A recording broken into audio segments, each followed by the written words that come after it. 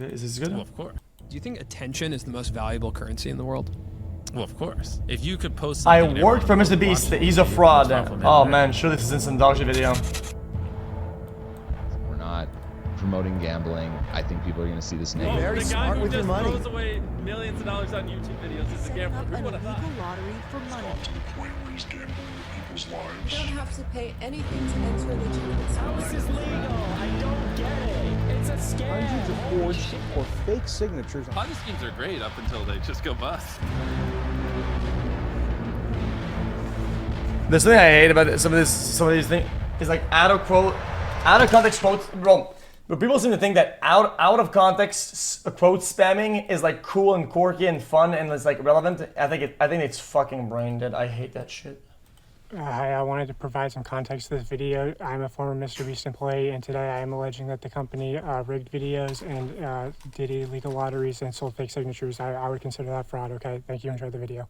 So this is part one into my investigation into MrBeast. I recorded this before the Chris stuff came out. I was also going to come out about the Chris stuff probably in part 2 or 3.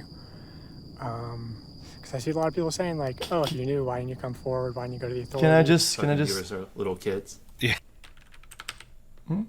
Into the video. The average demographic is what, 13 through 17? Is that the biggest spike in your analytics? Well, I mean, mine's horseshit. It says like 18 to 24, but I know all my fucking viewers are little kids. Yeah. I feel like it's a lot like that because, you know, little kids lie about their age or they're on their, you know, like... Well, yeah, and then I have like a fucking massive one for like the 40-year-old range because all the fucking idiots are on their parents' account. Now, MrBeast intentionally manipulates these children's vulnerable minds for profit using 3 simple steps which closely align with the 3 major types of behavioral learning. Step 1 is getting the viewer to associate the brand with trust and authority. MrBeast videos are real, and he's a great guy that gives away big rewards to his loyal followers. Bro, what the fuck is this?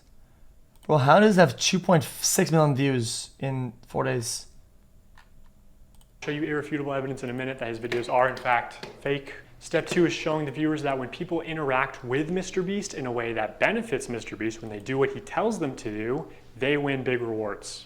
Is he subscribed? You are subscribed. Here's some money. Have a good day. Some of them feel like I just walk around with $1,000. It's like, oh, thanks for watching my videos. Hit that subscribe button because you might bump into me in real life and it might make you a lot of money. When people are devout followers of MrBeast, they get rewarded. And step 3 is finally calling on the viewer to act in some way that benefits the brand, promising big rewards in return. Now it's your turn to do what MrBeast tells you and you will win big rewards. But you actually won't unless you're famous or friends or family of a MrBeast employee. So young, impressionable viewers are made to believe that MrBeast is a trusted... Bro, I wish these videos just skipped past all the like scientific research, like whatever is actually bad, just show it, because this is dumb. This is dumb. Who the fuck cares? Like, bro, the goal is to make a successful product. Wow, this guy uses techniques that make products successful. Okay, got him. Authority who can give them big rewards. These young viewers are explicitly shown that dedicated followers or random subscribers like themselves are winning big rewards when they do what MrBeast tells them. These young viewers are explicitly told repeatedly that if they subscribe, if they buy products or act in some way that benefits the brand, they will win big rewards. Trust MrBeast, watch him help others, contribute to his cause, and one day he'll help you too. That's the formula. Subscribe for a Lamborghini and to make ride, you could be in one of Okay, I got pause again. All this is useless. People are entertained by the video. It drives more engagement by doing this. But most of the engagement already watch because it's entertaining. I don't think they give a fuck. That's the vast of the people don't give a fuck about the prices or some shit. What are you talking about? You're brain dead. And you might win a free car. Subscribe for a free car. I love all of subscribe and you can come next time. Where's the harm done? Where's the harm done? Subscribe and you could win 10 subscribe button. You could also win $100,000. Seriously, we always fly subscribers down. They never fly random subscribers down. MrBeast fakes his videos in ways that are worse than you realize. I say that because he's been exposed for faking videos before, and the common response is, why does it matter if the videos are fake? They're just meant to be entertainment. Exactly. A large part of MrBeast's brand is the fact that he doesn't fake videos. I remember when I first started seeing your videos, I was like, this shit's gotta be fake. Oh yeah, Like, it's a huge problem for us now. I actually have to dial back my content sometimes just so people think it's real. Also, if what we had to film was scripted, you know, because what we do is non-scripted, so you have to plan for a bunch of variables that you can't control, blah blah. If what we did was scripted, holy shit, this stuff would be easy to pump out. Have you ever faked a video? No. But this train track is CGI, these bus wheels are CGI, this explosion is fake, this shredder is CGI, this car is digitally lifted, this pit is fake, this guy is fake, this raccoon is a paid actor, this island costs more than $1, this city is not abandoned, these buildings are CGI, but it's not your only way out. You can literally get an Uber to the airport for $20. That's not a lurker. It's just a guy. This whole room is fake. This contestant is an actor and a secret employee at MrBeast. They had him dive through this fake door twice. This line is scripted. This action. Dude, I thought if the laser touched him, he was gonna die. No, actually, fuck MrBeast. I can't. This is trash. I thought if the laser touched him, he would die. Scripted. In fact, and I was lied to. Mac are scripted.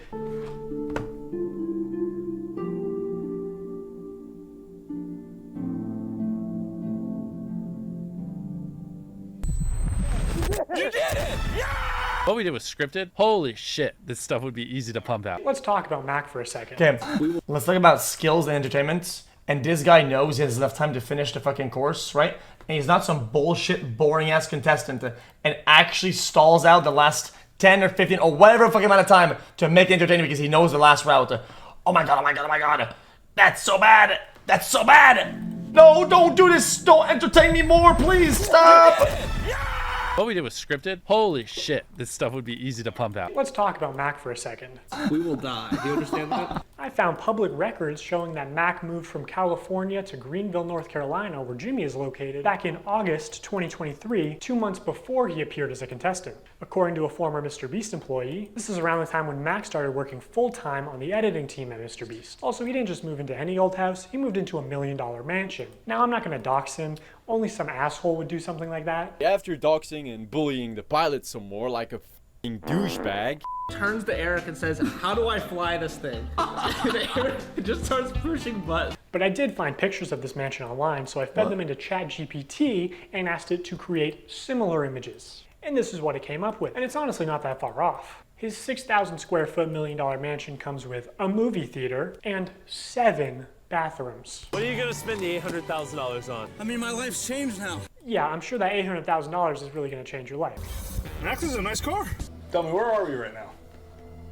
We're in the place that we drove to a few minutes ago. Mac, let's cut the shit here. What have you been doing for like the last year? A lot of family stuff. What kind of family stuff? Just like you know, playing catch with my dad, you know. For a year? How do you make money? How are you like surviving? Basically, my main strategy is I go to like grocery store type places. Grocery store type places? Yeah, and I basically what I'll do when I get there, I usually get like an amount of food that would feed me for like a week or so, right? With what money? The money that I've made. How did you make it? Huh? Listen, you're getting. Why is it defend MrBeast, brother? You need to understand that like all the fucking like Ava Chris shit, right? Like there's a good chance MrBeast actually doesn't like me anymore for that, right? You don't understand that. You understand how that works, right? If you're the guy who's on the fence, who's more on the back foot and is more chilling, right? And you don't really have a take and you wait till public, right? And you're in hiding, you're on people's good side. If you're like kind of controversial and kind of cover shit like that, like I did, there's a good chance he probably doesn't like that, right? And if I'm defending him here, it's because I think he deserves to be defended to some of this shit, not because I'm biased. I think I've shown my biases to be unbiased when it comes down to that in general. Dude, like, I think I've earned that spot, definitely. Up in the details. They'll figure it out. We will die. I didn't earn that spot. During this time lapse on the 4th day of 7 days stranded at sea, you can clearly see there's no one in the shelter. These are their empty beds. But after a hard cut, magically 5 people are awake, and 2 of the boys have bright yellow raincoats that they didn't have when it rained on day 2. And after standing the whole night, yeah, I said that when we watched it. You didn't spend the night soaked, Jimmy. You slept on the production yacht. It's ironic because this is one of the videos where they claim that they don't fake things. But no, we have to be the real channel that doesn't fake things. In this video, this wink was added in post. In fact, 58 was actually on the far opposite side of the room from 42, and he just didn't hear him. This whole revenge storyline was added in post. Multiple shots show how timers are edited in post. Timers are edited in post. Timers are edited in post. They also manipulated contestants' audio in post. We got 15 minutes. In general, if anything happens last second, it's fake, or if you can hear someone's voice but can't see their mouth, the audio could easily be added in post. I literally think I'm gonna kill you. And yes, this lie detector video was also fake. Have you ever faked a video? Chat, because I wish people understood, like, something that's important about some of these details is that if something wasn't captured properly, didn't go properly, but it still happened, right? I think you can buffer it out. I think that's perfectly fine to, like, oh yeah, by the way, when you said that, we didn't really hear it. Say it again in the mic. Okay, like, how is that a problem? No. Take that lie. It's still real to me, damn it! Okay, so MrBeast fabricates some contestant dialogue and timers and movements and storylines and uses a bunch of shitty CGI, but who really cares? I mean, the videos are just for entertainment only, right? I mean, it's not like he's ever rigged the results of a challenge. That would be impossible because he films with hundreds of random subscribers, right? Wrong. Let's look at this video. Not only were the results of this video completely scripted, but the contestants are not random subscribers. So many people had jobs. Oh, that contestant had to get out for her job? I guess you forgot she's your hiring manager. I actually recognize a lot of people in this video, including Jimmy's own girlfriend. So yeah, the random subscribers you see in challenges are actually never random. They're almost always local to MrBeast and oftentimes friends and family of MrBeast employees or just the employees themselves. And when they do pull someone from outside of North Carolina, it's usually somebody who's in the industry, who's camera trained, who has built a following.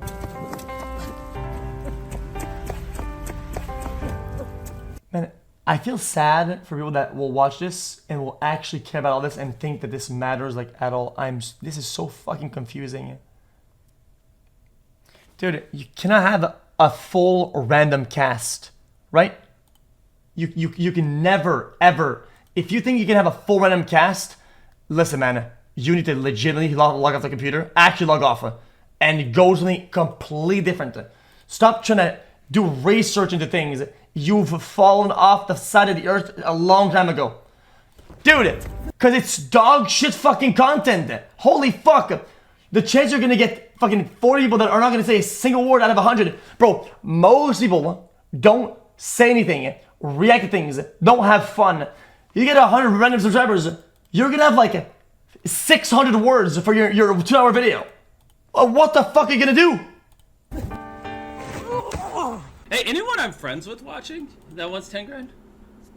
They are never random subscribers. If you subscribe, you will not win $1 million. And what's even worse is that the results of this video were completely scripted, according to a former MrBeast. Even out of 100, if there's 30 people that he knows, that's still fine. I don't give a shit.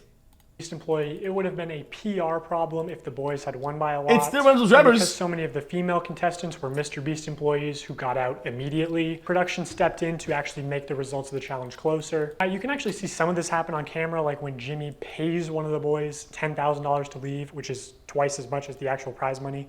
But doesn't make the same offer to the girls. The boys were blowing you out of the water. I paid the one guy who knew how to solve them to leave. Now if you don't win, that was all for nothing. At another point, he gives the girls a camera drone so they would have been able to see how many boys were left. It doesn't work out, but seeing how much they're willing to help them on camera, I'm willing to believe that they did, in fact, help them off camera. Apparently at the end, they were only monitoring the boys to see if they stepped on the red line and not the girls, so that the girls would win the challenge. And to be clear, obviously the girls had an unfair start with having so many MrBeast employees get out immediately. I think they all did deserve $5,000 for that, but also the boys should deserve a fair chance at winning, I think. As if they have a chance to participate. You are thicker than oil, buddy. Kona.xqcl.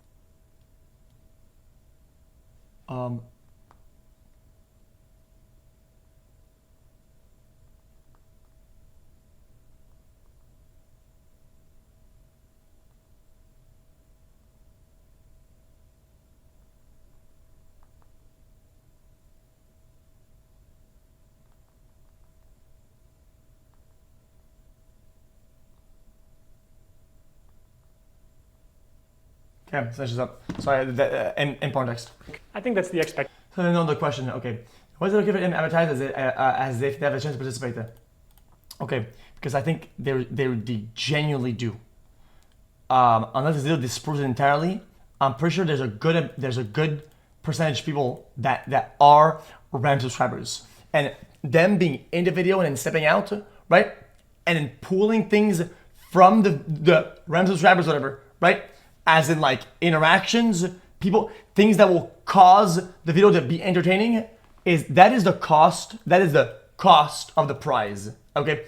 The video being entertaining is what the prize exists. You being mad that the entertainment value is upped so that people can win and win more is like so brain dead. That's fucking stupid. Expectation when you run a game show. But hey, that was a while ago, so I'm just glad they're not doing another rigged boys versus girls video. So knowing that MrBeast likes the results to be close and that offstage producers can sort of influence how a challenge progresses, I want to show one more example. This is a real-time video, meaning that time elapses the same in the video as it does in real life. Now immediately the intro is sped up, and the timer is clearly added in post, and he clearly touches the laser here, but whatever, let's assume that it's all real time. When he reaches the bottom floor, he has to turn these water valves. Now you can tell that these valves... You know what's funny? I watched all these videos and I called out most of the things that he said are fake. I've called that every time we watched them. Go look at any of my reaction videos. I call this shit out fake all the time. Aren't actually connected. And I never bring it up as a problem because I don't give a shit. And it happens when he's not even touching the valve. The contestant also goes back to the I call this fake the second I saw it. And he's still able to spin it. So the valve seems to spin freely and isn't actually connected to the flow of water. So you could assume that producers might be off camera with remote switches to trigger the flow of water. And assuming they've tested this, the producers might know how long it takes for the water to clear out of the room, so they could sort of decide on the fly how many turns of the valve it takes, or just when to trigger the water in general to make the results close. And in this video, spoiler alert, the contestant wins the money, so rigging the challenge could be seen as a good thing, but there are many examples of contestants losing. And in traditional media, this kind of rigging is actually completely illegal. We always have the same person tie all the knots so that we know they've tied them at the exact same tension. I mean, we get down to inches. And then we have a standards and practices person. And if you don't know what that is, on any kind of a game show where there is a prize, you have to have somebody that ensures that it's fair. They are out there essentially to make sure that we don't do something that would favor one player or one tribe. I paid the one guy who knew how to solve them to leave. In my mind, I'm thinking it's a fair game, but it's not. If they were having... Really? It's an unfair game? So you're saying that if I watch an episode of Survivor, right? And the extremely muscular guy I hired for this task of lifting rocks, and the girl that's against him, right? Wait, are you saying that it's kind of unfair for the girl? No way. No, that's... Dude, I don't know, like, it's just brain dead. Some shit is by design unfair. Like... Problems finding people, they can see kind of what area you're in. Isn't it that it's rigged? And they came to my area many times. Dude, these people ensure the fairness. Okay, but holy fuck, you're so dense. I'm not gonna bother. The smallest cupboard. They had like big ones, medium ones, and small ones. I contorted this little 4'10" body into the smallest space, and I was in there for hours. And they didn't even open the door because they were like a... MrBeast edited was on it and going out of the top three, creating a fictional story.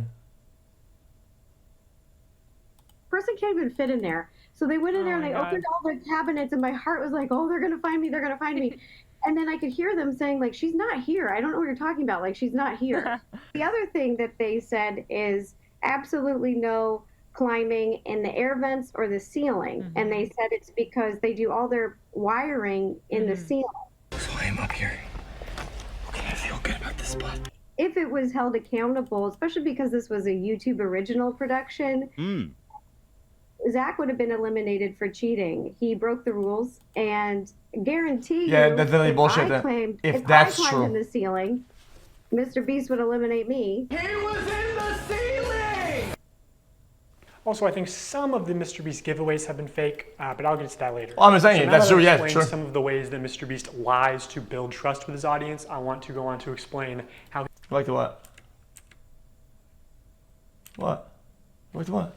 MrBeast would eliminate me. He was in the ceiling!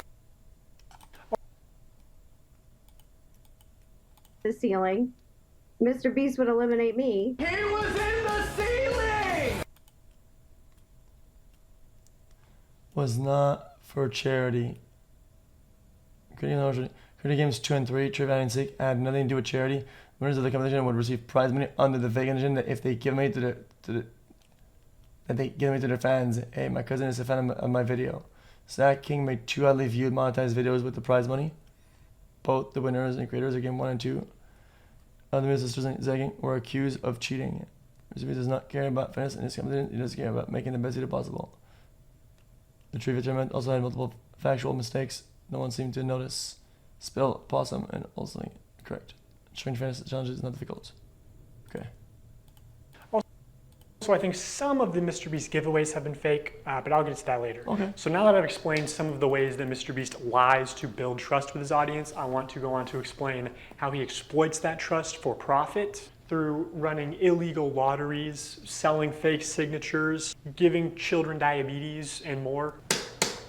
A call to action is simply when you tell the viewer to do something, saying subscribe is a call to action. Early in his career, MrBeast found a better version of this where he takes a call to action and he adds positive or negative reinforcement to it. Now, as adults, we can recognize that subscribe for a cookie is a joke. It's not a real offer, but again, MrBeast's audience is primarily children who may have authorities in their life that actually use sweet treats or video game detentions as forms of reinforcement, and you aren't born understanding sarcasm. Whatever the reason, these reinforced call to actions are more effective than just saying subscribe. Oh, but there's an even much better version.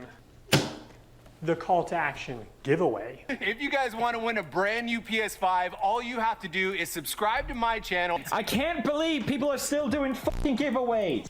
Hold on. Yo? Holy shit, it's so annoying. Stop this fucking shit. I'm so tired of it. Fucking 10 years of YouTube. People are still like buying subs for this shit. Over the next 7 days, I'm gonna be giving 1,000 random people that subscribe a free Samsung Galaxy S24. How is this legal? I don't get it. All you have to do is subscribe to the channel. All you have to do to enter to win one of these phones is subscribe. It's a scam. Holy shit.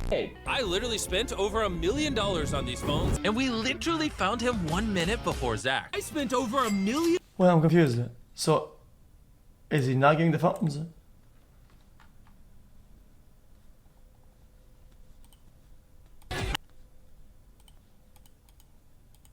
A free Samsung Galaxy S24. How is this legal? I don't get it. All you have to do is subscribe to the channel. All you have to do to enter to win one of these phones is subscribe. It's a scam. Holy shit. Is this related, this to the video or not?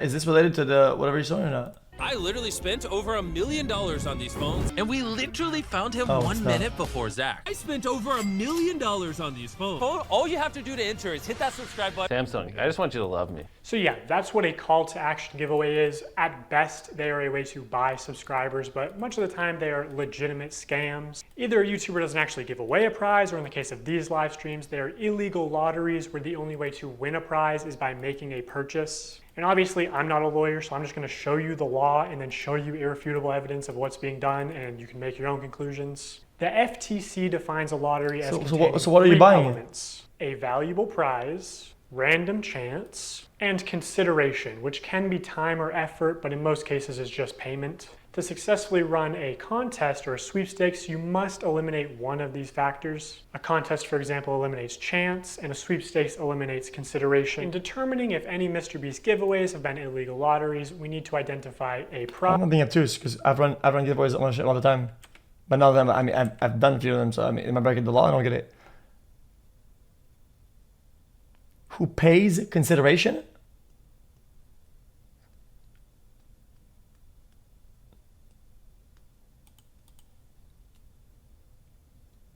I'm not acting dumb. I'm just saying it. I'm pausing because this is more introspective. Like, am I doing something wrong? Because we've run the giveaways before. And so if somebody is a subscriber, but it's not subscriber only, is it breaking the law because they're paying consideration? Or is this more kind of like a legal thing, and it would be consideration towards entering a sweepstakes, and it's more complicated than that, because this seems dumbed the fuck down. This does not seem, it's definitely a lot more complicated than that.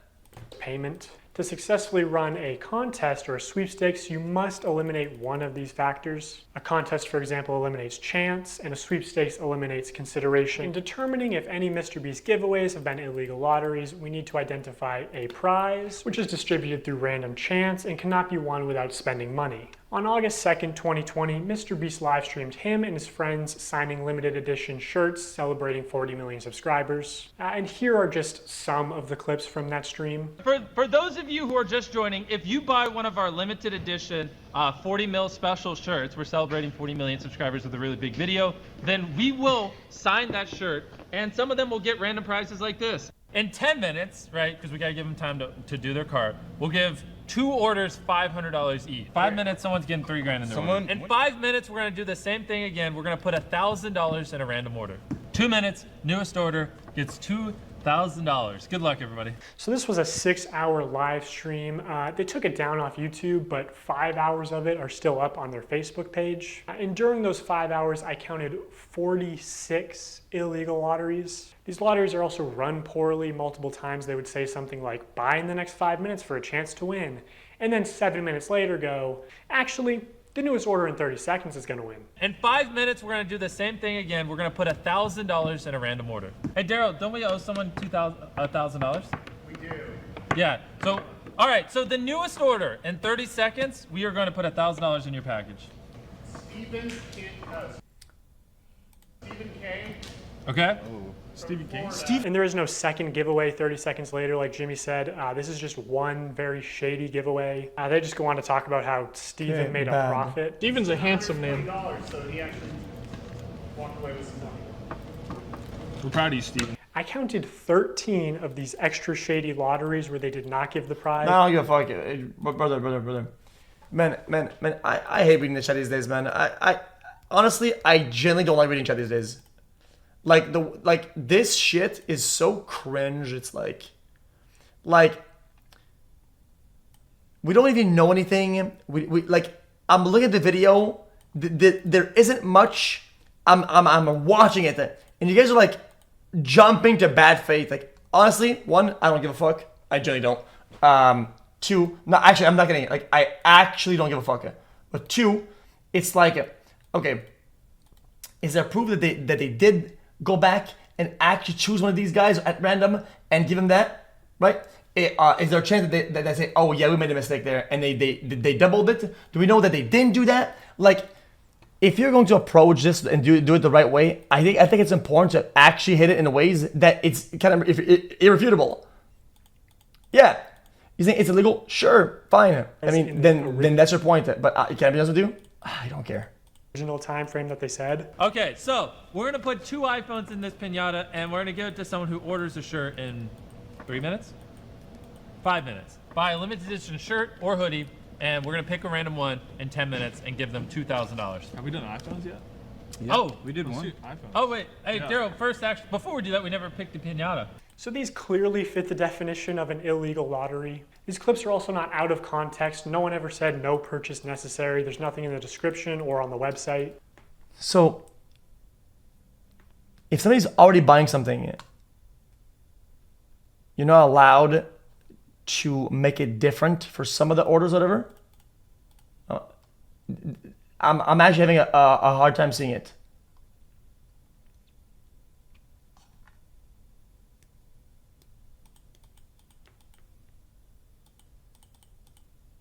Okay.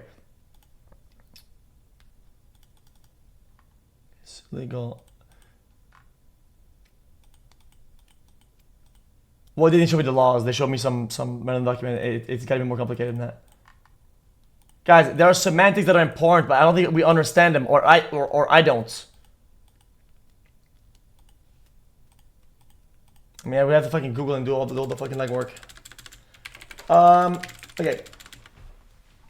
Chat, because I'm thinking about a bunch of shit that I've seen that are mainstream, right? That happens all the time, and I'm wondering how they get away with it.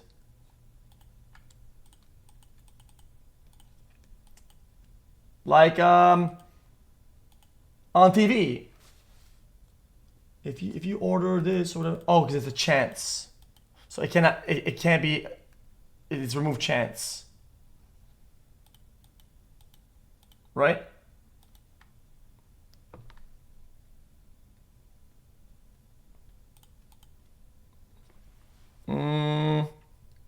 It's not being nuanced. Is that I actually don't care. Is that, you know, like Desi says sometimes that he doesn't care, whatever, right? This is bad, and they don't do it anymore, whatever, and they've realized that. Good, but I don't care.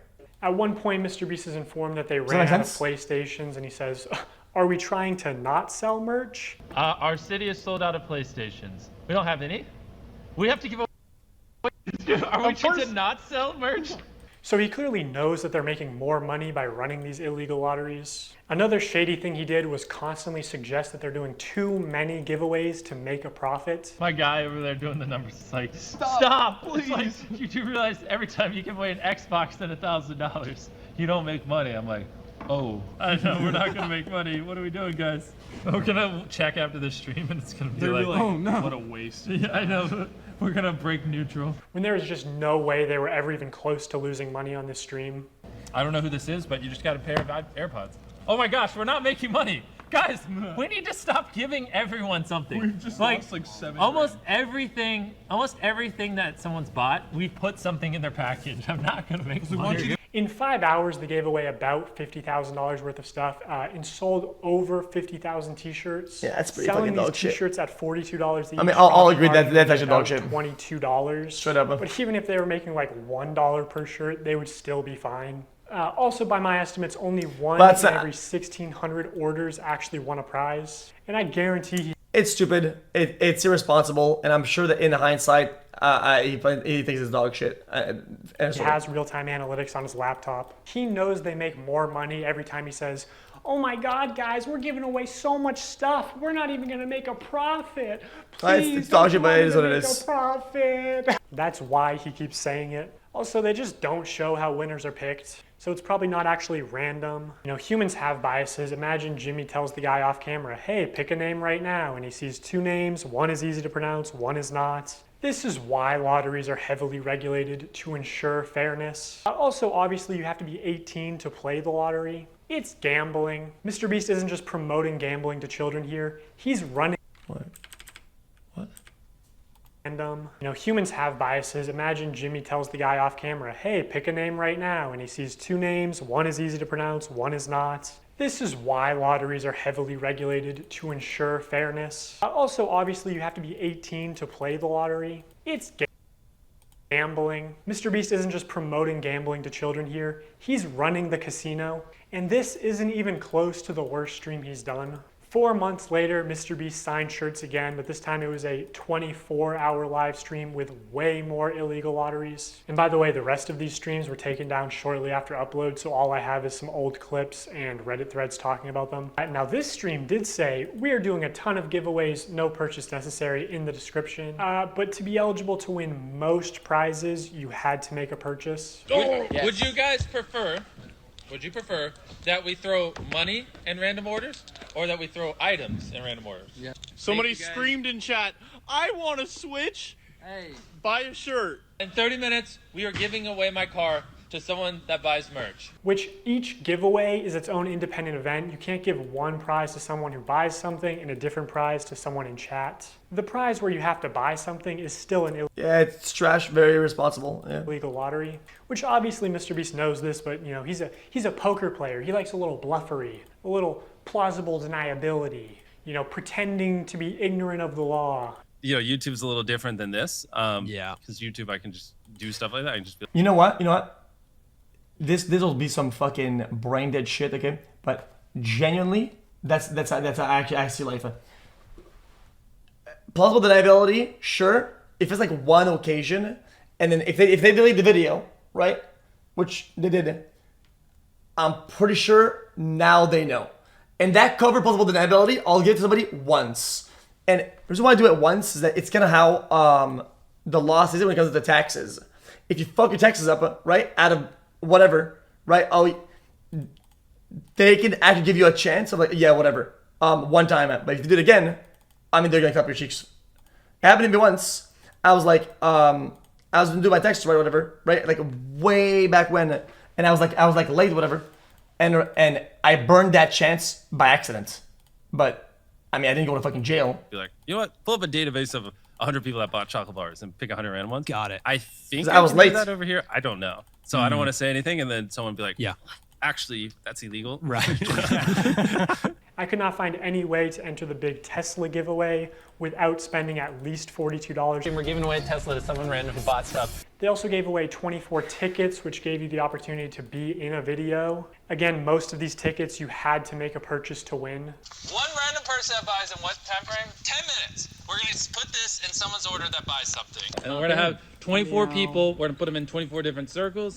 $1 million on the line. Have some Bro, fun. don't say Team You fucking content cop. This is Alibaba dog shit fucking like selling a car for $6 and they give you a picture of a car. Fucking content cop. You know what I'm saying? Like that's what this Also, is. Some Alibaba shit. There is no MrBeast video of 24 people in circles competing for $1 million. Unless it ended up being 100 people in a circle competing for $500,000, but that's a smaller prize and much worse odds. So like, did they just pocket the money or what? Hey, it's the pilot guy. Woo! Let's get it! Wait, he's about to be the first one out? That's unlike him. Even though you got out first, I still have a prize for you. Just wait here. Oh, first person out gets a car, and it just happened to be your friend Mac. Another thing that just annoys me is Jimmy constantly says during these live streams that he's just doing this for fun because he loves giving things away. Oh, and I just like giving away stuff. It's kind of fun to me. Imagine you just lost a bunch of money at the casino, and the owner comes out and he says, guys, the reason I do all this, I just love giving away money. Also, you're 7 years old in that example. It's insane that he can flip these massively profitable illegal lotteries targeted towards children as an act of generosity. So I'm going to give you guys a few minutes to go place an order at shopmrbeast.com. Anyone watching any of the lives. And we're going to throw iPhones in some of them. Chat, I'm telling you, I said it a long time ago, if when you use the target children in one of your videos, I'm listening to 10% of what you're saying. I think that's a good rule of thumb. I don't give a shit. If you say target children, right, when it's not deliberately being done, brother, if your child, okay, And again, anyone if watching your child has a credit card and is able to purchase a lot of merchandise online and do all this shit, man, you're a shit parent and fuck you. Fuck your shit, brother. You're complete dog shit trash. Actually give up on parenting. Fuck you. lives. Oh and, my we're God. gonna throw iPhones in some of them. And again, there are very Guys, target at children. Use your credit card that you've earned and money that you have to buy product. It's leave your child. Watching any of the lives. And we're going to throw iPhones in some of them. And again, there are very few videos of this live stream on the internet. I think MrBeast probably copyright strikes re-uploads. But almost any clip you do find will have some... What if the kid steals a credit card? If you leave your credit card around and your child does this shit, your kid's dog shit. You fail at parenting because he already does that, right? And two, you're leaving your credit card around for your kid to pick up. You're a shit parent. That's double your fault.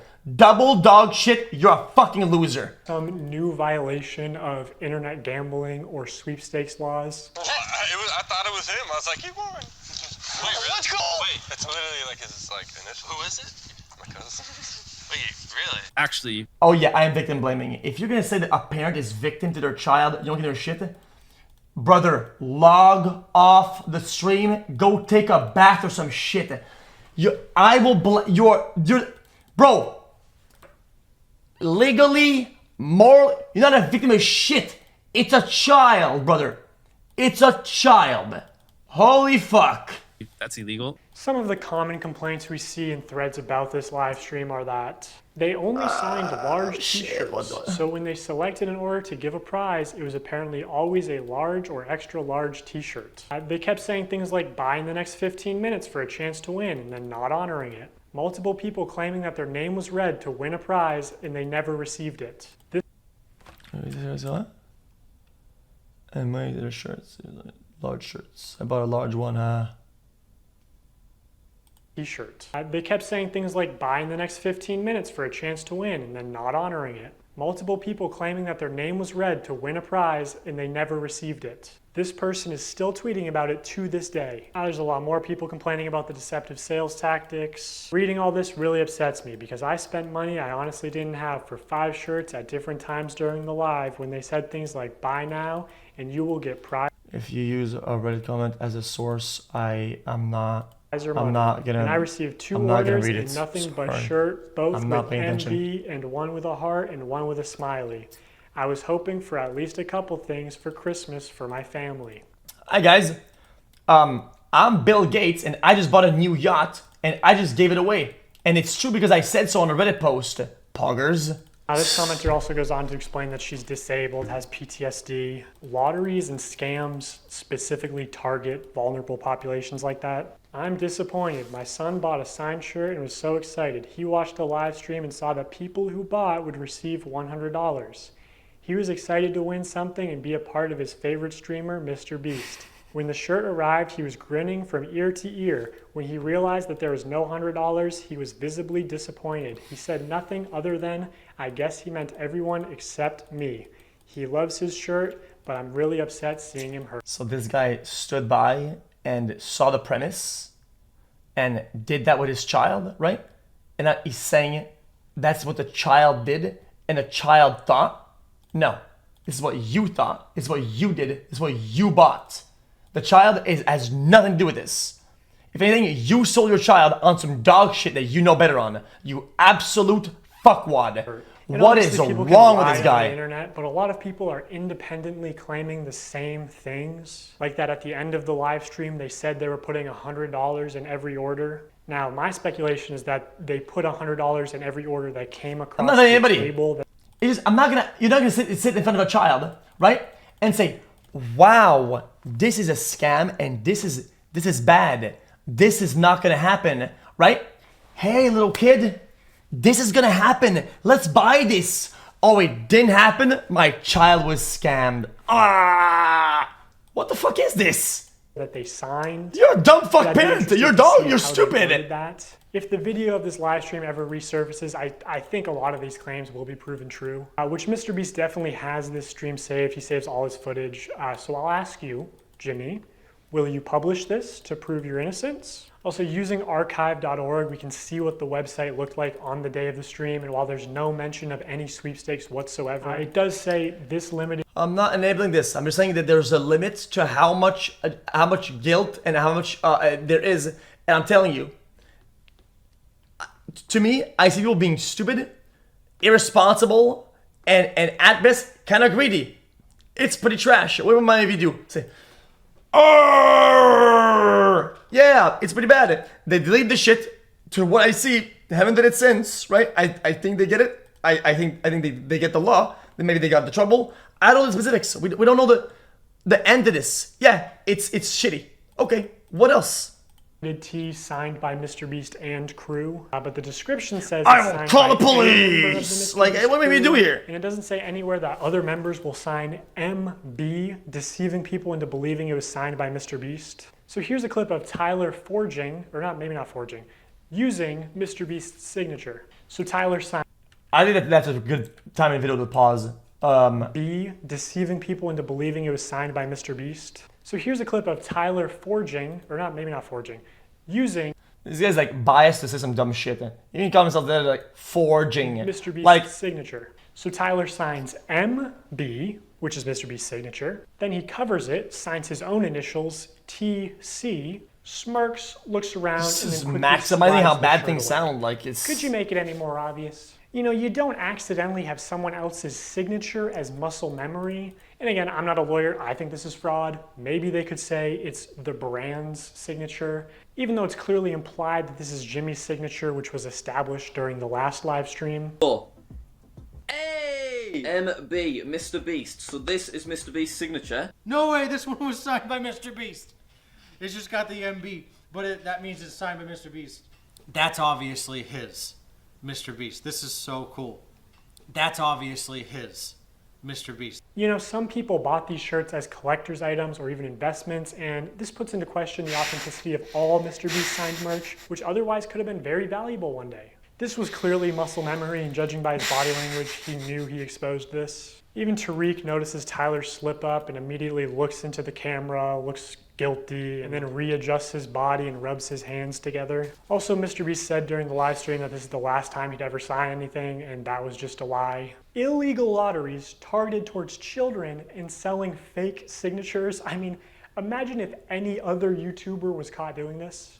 You're very smart with your money. The guy who just throws away millions of dollars on YouTube videos is a gambler. Who would have thought? By this point, Mr. Beast noticed a problem with these CTA giveaways. I mean, obviously they're illegal, but more importantly, they're not as profitable as they could be. Look at it like this. There are two value propositions at play here. The perceived value of the product and the perceived value of the chance to win a prize. So for something like these $42 t-shirts, if the viewer values the chance to be in a video at $10, they need to value the t-shirt at an additional $32 to make the purchase. So the more expensive the product, the less effective the lottery is. You want to get the product as close to $0 as possible, so people are just paying for the perceived value of the lottery. That's what's most profitable because humans can't accurately comprehend the difference between 1 in a million odds versus 1 in a billion odds. They both kind of just compute as, I have a small chance to win, which Mr. Beast is well aware of this flaw in human mental arithmetic. At past a certain point, the average human is like, large sum of money, click. And like larger sum of money doesn't really impact the viewing experience. So also the larger your audience is, the more profitable a lottery will be. Anyway, Mr. Beast wanted the cheapest product possible to use for these CTA giveaways. Basically a piece of paper, but you obviously couldn't sell a piece of paper without getting backlash.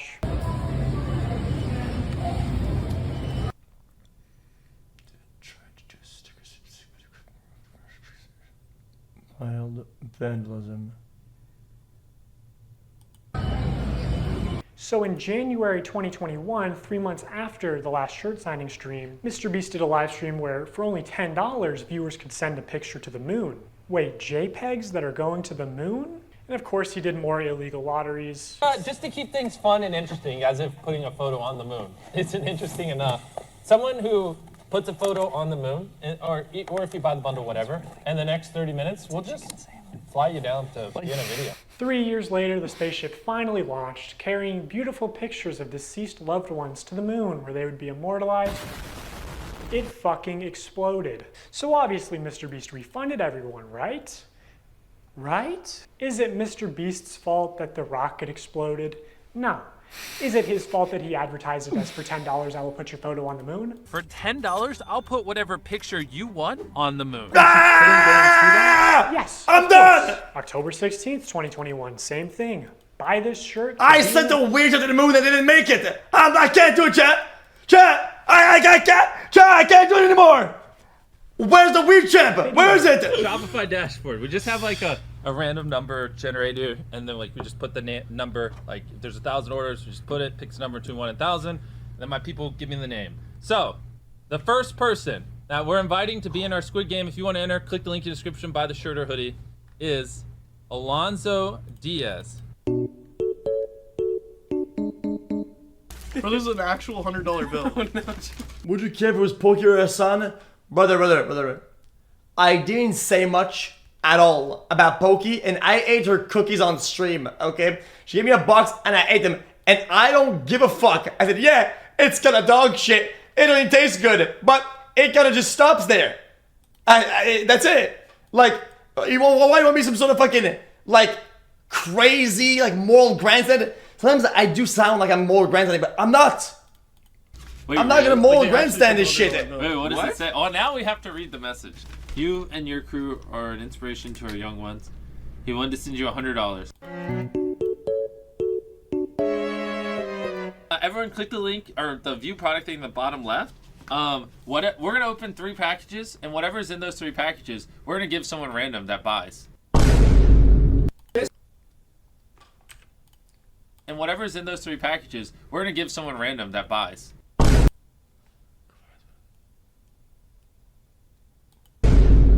Mr. Beast is the American dream. Now I'm going to get to what, in my opinion, is the most unethical CTA giveaway that MrBeast has done.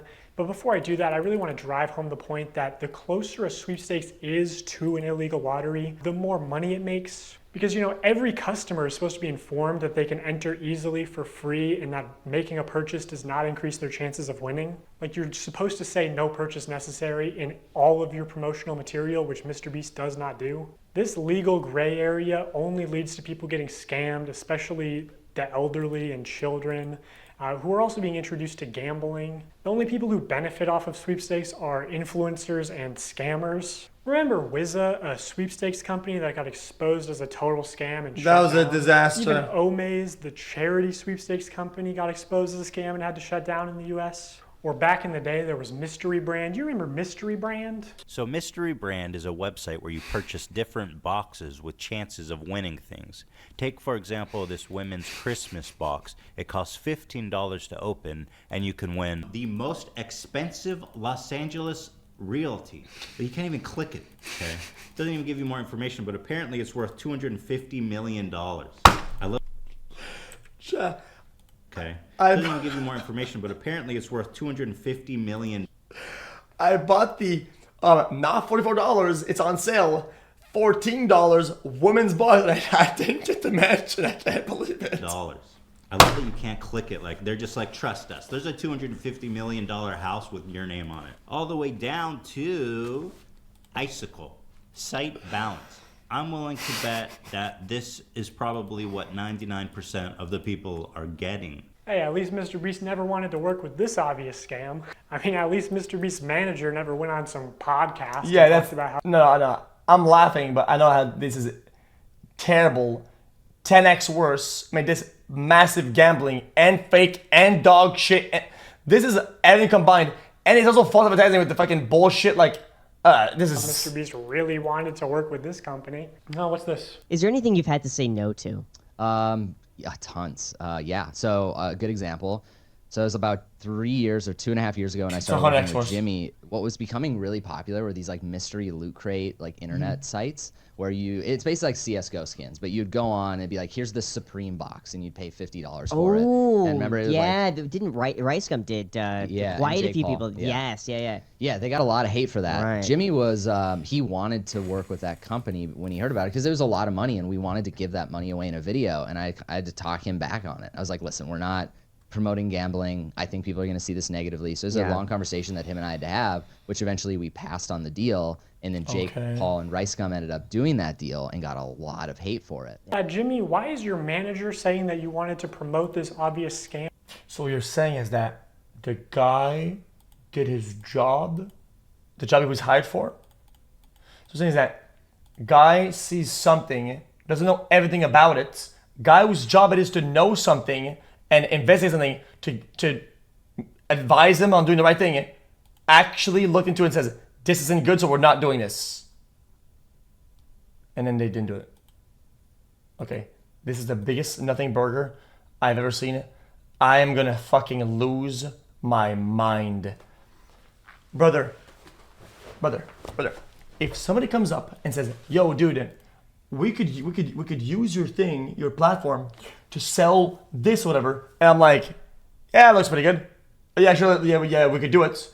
And I will refer you to my manager, fucking agent, and their job is gonna be to look into what it does, what it is, and the legality, and then they'll give me yo man, we're not gonna do this because of this and that, right? And then I'll say, oh, okay, yeah, then we're not doing this then. Because at that point, he could have still signed it. It's not like this guy like punched him out of signing it. He informed him that it's dog shit, and then he didn't do it. That is what an agent and a manager will do for you, okay? I probably said yes to 10 or 15 additional sponsors that were actually fucking dog shit, right? And there's a chance I would have been in hot water for it, right? But I didn't do it because my agents looked at it and said, this actually is pretty bad because of this. I'm not being obtuse. That's how that works. Like, what the fuck? To your young, impressionable audience. MrBeast launched Feastables, his new... Okay, yo, I'm gonna do a deal with you, okay? Where? Here it comes. I will give one of your family member $100,000. Boom. Done. All I have to say is shout out to Teresa. Teresa! Shout out Teresa! Okay, wait, hold on. Pause. Hold on. I want to do this, Jet. I want to do this shout out because 100K for a dude sounds fantastic, right? And they give me the paper, I look into it, right? I don't know what I'm reading, complicated, right? But I want to do it though because it sounds really cool. I get to my agent, my lawyers, whatever, and say, yo, dude, in the fine print, page fucking 63 or whatever, it says, dude, the money will only kick in a year, right? But they have to pay the taxes up front, which is like $30,000. So they have to pay $30K ahead of time, right? Of taxes, but they'll get the money in a year. I'm like, and then the guy says, yo, dude, here, we're not gonna do this. I don't think because look, it's this. And I look at him and say, yeah, that's kind of dog shit. I don't think we should do it anymore then, right? Am I a fucker for saying yes when I heard what it is, but then when the person that advised me says it's bad when I do it because of this, I don't think I'm a bitch ass. Like what? It's his job. It's his job title to tell him about the specifics. I don't believe that MrBeast knew all the specifics and all the bad optics and all. And I'm just not going to assume that. That's just being shitty. I'm not going to do that. Sorry. New chocolate brand back in January. This guy is a black on white fucking retard. 2022. I want to tell you guys about my new snack company, Feastables. They're made with only 5 ingredients, but still taste amazing. And I'm kicking off Feastables with something I've always wanted to do. 10 random bars are going to have a mystery ticket inside of them, and if you get this mystery ticket, we will fly you out to compete for a chocolate. I didn't miss the point. I got the point. Chandler, we're giving away over $1 million in other prizes to random people that buy the bars. Dude, I need to buy these. It's interesting to look back at this because a large part of Feastables' marketing campaign was the fact that it's a better for you brand. That okay. You may be the manager, hold on, but you're still the CEO of the company. Sign off on this shit. It's why they didn't do it. So they didn't sign off on it.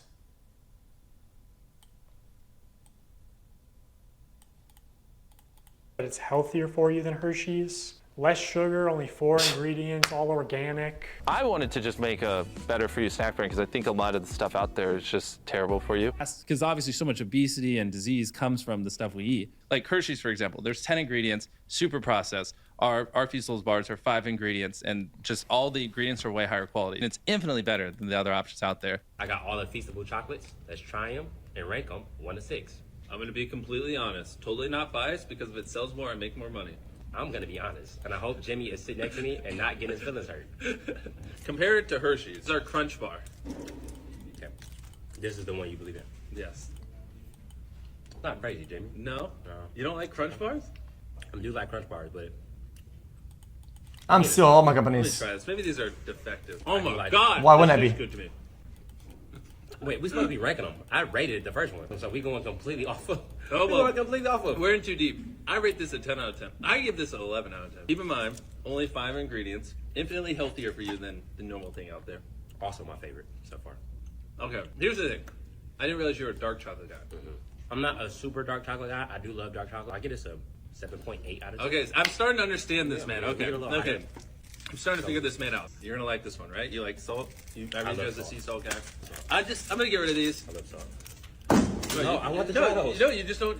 Trust me. You like. is the You're a best dark one? chocolate kind of guy. Why is he putting those comments at the bottom? Like, why are we validating this fucking brain dead random retard? Why are we putting this on the screen like it matters? Like it's any. Like it's. What the fuck is this? No, I want the No, chocolate. no, you just don't. Trust me. You like. is the You're a best dark one? chocolate kind of guy. Yes. MrBeast needs a social skills tutor. This video on the internet, he should act better because I know what the premise is here and I understand the social setting here, and he should do better than what he's currently doing because I said so. And I, as a maker of this video, dog pack, I will put it on screen because that has validity. Kinda smart. No, kinda fucking retarded. I can read the room. Okay, but this is real. Now in 2024, MrBeast changed the formula again to where it has mostly the same ingredients as Hershey's and even more sugar and more calories per bar. And this initial ad for Feastables where he calls it healthy is still getting millions of views a month. Also, I don't think you should ever advertise it as over $1 million in prizes when more than a third of those prizes are just coupons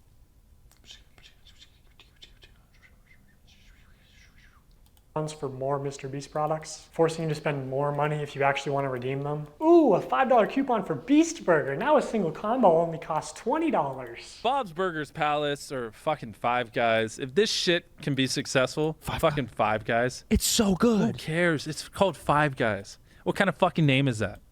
It doesn't matter. The burgers are good. Branding matters. Ooh, maybe you should have spent a little less time on this beautiful logo and more time on making the food actually edible. Ugh. Brother, ugh. What's that? What's that, brother? Also, be for real, dude.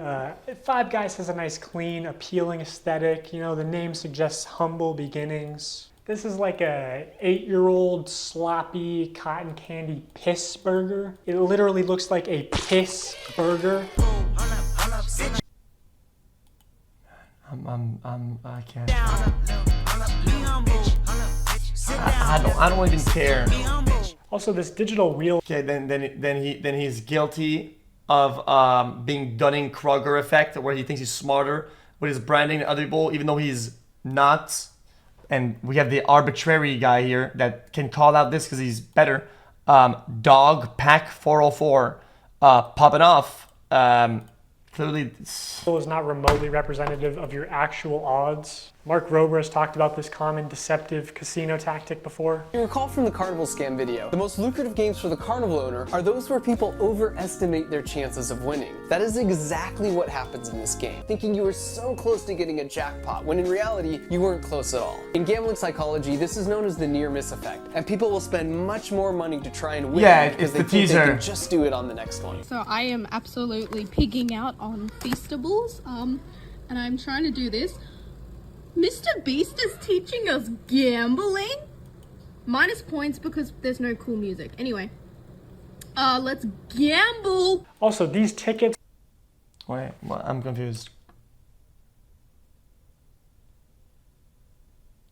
Wait, is that gambling? Do you have to pay to spin, or I don't get it? There's no cool music. Anyway, let's gamble. Also, these tickets, one of them just so happened to go to a. Really? You have to pay to fucking spin this shit? Hold on. Am I listening? Just do it on the next one. So I am absolutely pigging out on. Problem gamblers, if you want to read, products, loot boxes, I don't. Feastables, and I'm trying to do this. MrBeast is teaching us gambling? Minus points because there's no cool music. Anyway, let's gamble. Also, these tickets, one of them just so happened to go to a YouTuber with 700,000 subscribers at the time. Just pure chance. This was just taped. It was taped. No freaking way. So it is like really like total chance, obviously. Like you're one. Well, I'm confused because that way that's just a sweepstake or whatever the fuck, right? Like, of like hundreds of thousands of names. Talk to Jimmy, Bella. What do you got to say to Jimmy, thank you for picking us. No, he didn't. It was random. I know. Was it though? Was it random? Also, this guy went on to win the chocolate factory, and extremely unlikely things do happen, but can we see how the winners were chosen maybe? Because knowing how important it is to Jimmy that every video has entertaining contestants through the whole video, it's a little suspicious. I'll just say, in my opinion, as somebody who worked for MrBeast, I don't think this large YouTuber won a ticket purely by chance. Also, I know that producers are sort of able to pull strings behind the scenes to give some contestants better chances than others. And he runs these sweepstakes to like bribe children with gambling to consume more sugar. Like, this is far worse than a lottery ticket because a lottery ticket doesn't give you diabetes and only pay out your rich and famous friends. Like, MrBeast is bringing hundreds of thousands, if not millions, of new people to the candy aisle, whether he wants to admit it or not. People are just walking to the chocolate aisle, and instead of buying Hershey's, buying Feastables. Like, people who never would have bought chocolate in Walmart are walking to the chocolate aisle specifically to buy Feastables. You're creating a new market. Exactly. Yeah. I'm bringing new customers to the aisle. Okay.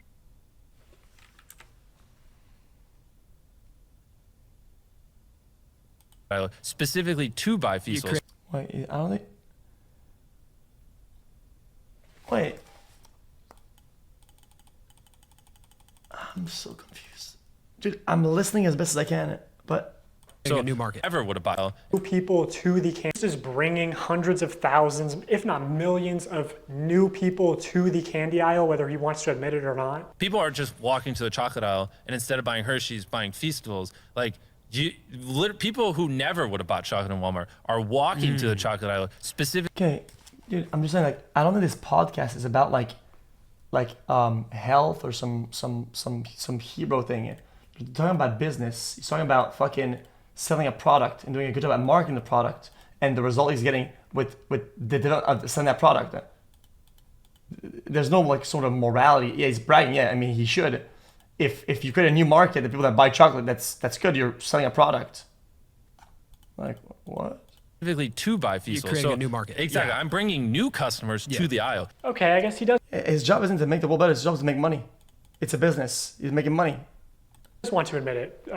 You know, kind of a weird flex, not something I would brag about, Jimmy. Also, maybe I should mention technically I'm a certified nutritionist, which really just means I paid $1,200 for a course and then failed to launch a health food company. But I know that poor diet and especially excessive sugar consumption is the #1 cause of death and health problems in America, including some of the health problems that MrBeast claims to care so much about. Don't care. Move on. Blindness, deafness, loss of limbs. Don't care. MrBeast also just launched a combo with Zaxby's, which if you get a soda, it's over 2,000 calories for one meal. Because obviously so much obesity and disease comes from this. People make choices. People go around and they choose what they eat. Oh, you make a lot of bad choices. Oh, look, problems happen. Okay. Stuff we eat. The only thing real in this video is the new MrBeast box at Zaxby's. I'm pretty sure this would be illegal in Europe. This is like more calories in one meal than the average 10-year-old is supposed to consume on a daily basis. Tell me how I'm killing little kids. New research finds childhood obesity rates are getting worse. The #1 killer in America is obesity. The number of deaths in overweight people surpass alcohol and smoking altogether. For 30 days straight, we are going to be giving away $10,000 to a lucky customer who scans the QR code on the back of any new Feastable bar. It's just disappointing to see somebody pretend to care about the health epidemic in the US only when it's profitable for them. I know this point isn't going to resonate with a lot of people because of no, because the point sucks. So whatever you're gonna say is irrelevant. It's irrelevant. What he's gonna say, it doesn't matter. The point sucks. That's why people are not going to normalized high calorie and high sugar diets are in America. But like bribing children to get into the habit of consuming excessive amounts of sugar, like $10,000. If you're gonna use the word bribe, it has to make sense. Bribing a day as a giveaway is very deliberate. Bribing. Create repeat customers that just buy out of habit. Like doing this, especially when you clearly understand how much of a health risk it is. His point is valid. If the point is that so what's the point then? Explain what the point is. Selling a product that doesn't make your health better, but is exactly what it is not good. So don't buy chocolate. Okay, you're right. So the point is, don't buy chocolate. Chocolate, not good for you. Okay. Anything else? Is that it? Is there poison in the bar? Is there something is there a bomb in the chocolate? Oh, there isn't. Okay. So what the fuck are we doing here? Because obviously so much obesity and disease comes from the stuff we eat. It's honestly just fucking evil to me. And Next up, I eat McDonald's on stream 3 times a week. Children watch the stream. I'm making the world a worse place and fuck because I am advertising McDonald's, which cause obesity, high sugar, fats. People die from that and lose limbs from obesity. Chat. Chat, you got me. Chat, it's been years I've been doing this, chat. My bad. I'm fucked. I pushed back against this a lot. The morality police is at the door. I've been eating McDonald's. This year, Feastables is planning on putting $1 million in a chocolate bar. And they wanted to do a bunch of like scummy marketing and shit. My manager literally said at one point that they wanted to associate buying a Feastables with your dream coming true. So they're pitching ideas like, you know, buy a Feastables, win 10K, buy a Feastables out of a vending machine, and the vending machine just starts spitting out money. Buy a Feastables and it has a ticket to Disney World, whatever, right? And I don't want to put a lot of like hearsay into this video. You should just believe the receipts that I'm showing you and not what I'm saying. But I swear to God, I said to somebody at the company, I feel like Feastables is 70% a chocolate company and 30% a lottery targeting children. And this higher up person at MrBeast said it was probably closer to the other way around and was laughing about it. Like 70% a lottery, 30% a chocolate company. Dude, everyone knows. Dude, forget Snowden or the Boeing whistleblower. We got this guy. Dude, chat, I lived long enough to get this whistleblower that is fucking blowing the whistle on the evil and shit tactics and the conversation that these guys have at the office. No! Knows this just this is insane. Call to action giveaways. This information changes everything. As soon as they stop, it's hard for large bargain retailers to sell this shit for 70% off. That's why they push them so hard. Once they stop the diabetes lottery, no one buys. Also, this is the website right now. MrBeast wants you to join the crew. Just so weird and scummy to me. I believe all the Feastables giveaways do have official rules and no purchase necessary clauses somewhere, but it's very difficult to find them. In traditional media, if you advertise a sweepstakes like in a commercial, you have to say in the promotional material itself, no purchase necessary. Somehow MrBeast gets away with not saying no purchase necessary in any of his promotional materials, not the videos, the descriptions, pinned comments, nothing. To celebrate our launch of milk chocolate and sea salt, we went out and we bought 10 Teslas. Something neurodivergent. Bro. Something retard. Loads of cash and like, all these prices you it's see what on it the means street. in this, instead of the way they're writing it down, these bars only have 4 the way they're using it is that's what they're trying to say, right? Just say it then. 5 ingredients and just genuinely. Neurodivergent doesn't mean retard, right? But if you're using the term as in this guy's a retard, don't put neurodivergent. You're trying to be inclusive. You're doing worse. You are flipping the script. You are doing worse. Because then it's like, well, I want to mean retard, but then you're labeling neurodivergent as retard. No, he's a retard. It tastes good. Go to Feastables.com right now and order some chocolate. Only problem is the chocolate river is deteriorating. The only place you'll find no purchase necessary is either on the Feastables Twitter account because it's a rule of the platform, and even still they try to push it. No perched neck or hidden. Neurodivergent is some like fucking dog shit modern whistle. What was it called again? Fucking dog whistle or whatever the fuck.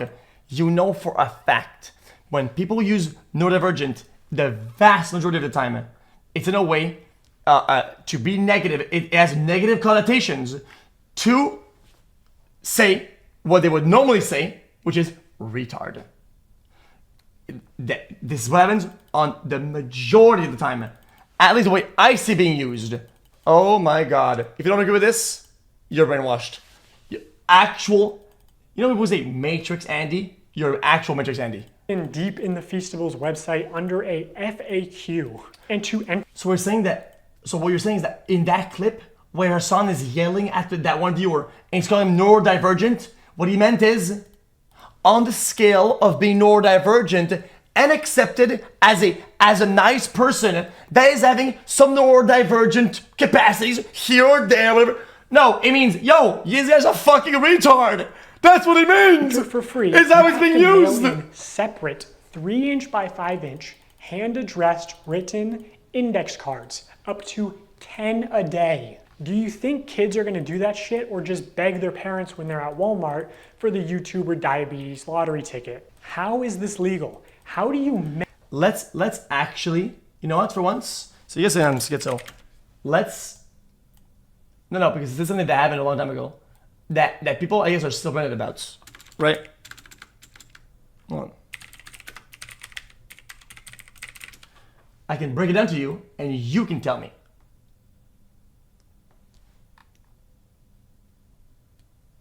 Chat. Give me the clip. I'm not Googling it. Give me the clip. Mail something without making a purchase. Cards, envelopes, stamps. The free entry method can cost more than the chocolate bar itself. Also, going back to sweepstakes. Apparently, this guy wants to debate me or whatever. If this is true, if this is not true, sorry, buddy. Didn't mean to. If that's true, I don't care. You wanna know why I don't give a fuck? I don't give a fuck. I promote gambling loud and proud. I don't give a fuck. I fucking love gambling. You think that you can use your voice or your platform, whatever, to promote some guy who promotes gambling to children? Oh my god! No way! No way! No! Okay, dude. Okay, back off. Back off. I don't give a fuck. I don't give a fuck. Le Bandit Max. Le Bandit Max or bust. Suck it. Law for a second. Payment isn't the only form of consideration. Consideration can show also me be a max time win. or Then we effort can get on this one. directly benefits MrBeast in some way. Like, I don't know, if he told his fans to clean up and organize his Feastables displays in Walmart for a chance to win $5,000. Shelfie cleanup and $5,000 drawing? They thought this was going to be a monthly thing, but it got a lot of controversy, obviously. How can I successfully clean up the shelves? Wow, glad you asked. The description is actually... Bro, stop. Hold on. 45. The free entry method. Flip my yo, bro. This guy. Brother. Flip my burger. Yo, dude. Edit my video, bitch. Yo, edit my video, you fucking loser, brother. Brother, this is shit. You know what you're doing. It's so bad faith, dog. I didn't get cooked. I did not get cooked. I did not get cooked. Edit my video, bitch ass. This guy, I can't believe it. Can cost more than the chocolate bar itself. Also, going back to sweepstakes law for a second, payment isn't the only form of consideration. All right. Consideration can also be time or effort. Did you guys find the clip? Here, what are you doing? It blows my mind. Are you scared to debate anyone on the topic? I went on national television numerous times to debate the topic. You fucking dumbass. What the fuck do you mean I'm scared to debate people on the topic? You dumb, neurodivergent weirdos online on Reddit. Okay, so call the guy dumbass. Call the guy dumbass twice, okay? It is calling him dumb, and you genuinely think that the word neurodivergent is being used in here in a way to express something positive, something that represents a group of people, something that is, bro, you need to log off the computer. What he means is retard. That's what he means here, okay? That's what it is. Anything else is some dumb shit you're gonna say. I'm not gonna hear it. What is this saying? Hold on. Let me refresh this. Bro, I don't agree with you. Yo, I don't agree with you. I don't agree. I think, generally, a lot of shit looks bad, is bad, and sitting here, I rarely go on a limb for people. Okay. I will say that for the sweepstakes shit, I'm pretty sure he knows better now, right? If he wants to atone, I think he should, right? If he doesn't want to, I'm not gonna crap at it. If the videos are taken down, I think his lawyers or teams understand it. Yeah, don't do this shit, it's bad. They don't do it anymore. Gotcha. But this shit, yeah, bad. It's just there are things that are pretty mute, right? You need to understand the degree of what hill am I going to die on, right? And when you present points that are for most people very mute, and you present yourself as, dude, I'm gonna die on this hill. The separation or the distance between what it is and the dramatic effect of how bad it if these two things are very separate, it's gonna come across as, man, this is kind of forced and a little bit cringe. That's what I feel right now. It's like, dude, this is illegal scheming of gambling with children to get them to buy chocolate to die in the coal mines in the countries in which we've built the wells in the video for profit. So that's what we're doing. Holy fuck, I must call the police about this. And it's like, oh, okay. So like, reaction or whatever towards what's actually happening, there's a pretty, it's just too distant. It falls flat. And for me, I don't give a fuck. Does that make sense? Or hidden deep.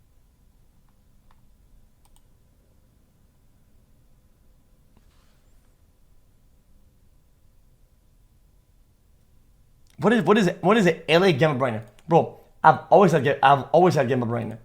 Okay, two. Streams were actually peak with Gamba, and the stream hadn't actually peaked in total value and goodness, right? It was actually during Gamba and even after Gamba, and that's the actual truth of it. Then, okay, and most people will agree. So then, true though. LA Brain, pretty bad. Gamma Brain, pretty bad. But I gotta be honest with you, man. Like, I don't care. Deep in the Feastables website under a FAQ. And to enter for free, you have to mail in separate 3" by 5" hand-addressed written index cards, up to 10 a day. Do you think kids are gonna do that shit or just beg their parents when they're at Walmart for the YouTuber diabetes lottery ticket? How is this legal? How do you mail something without making a purchase? Cards, envelopes, stamps. The free entry method can cost more than the chocolate bar itself. Also, going back to sweepstakes law for a second, payment isn't the only form of consideration. Consideration can also be time or effort that directly benefits MrBeast in some way. Like, I don't know, if he told his fans to clean up and organize his Feastables displays in Walmart for a chance to win $5,000. Shelfie cleanup and $5,000 drawing? They thought this was going to be a monthly thing, but it got a lot of controversy, obviously. How can I successfully clean up the shelves? Yeah, it's pretty bad. Wow, glad you asked. I agree, it's bad. More than the...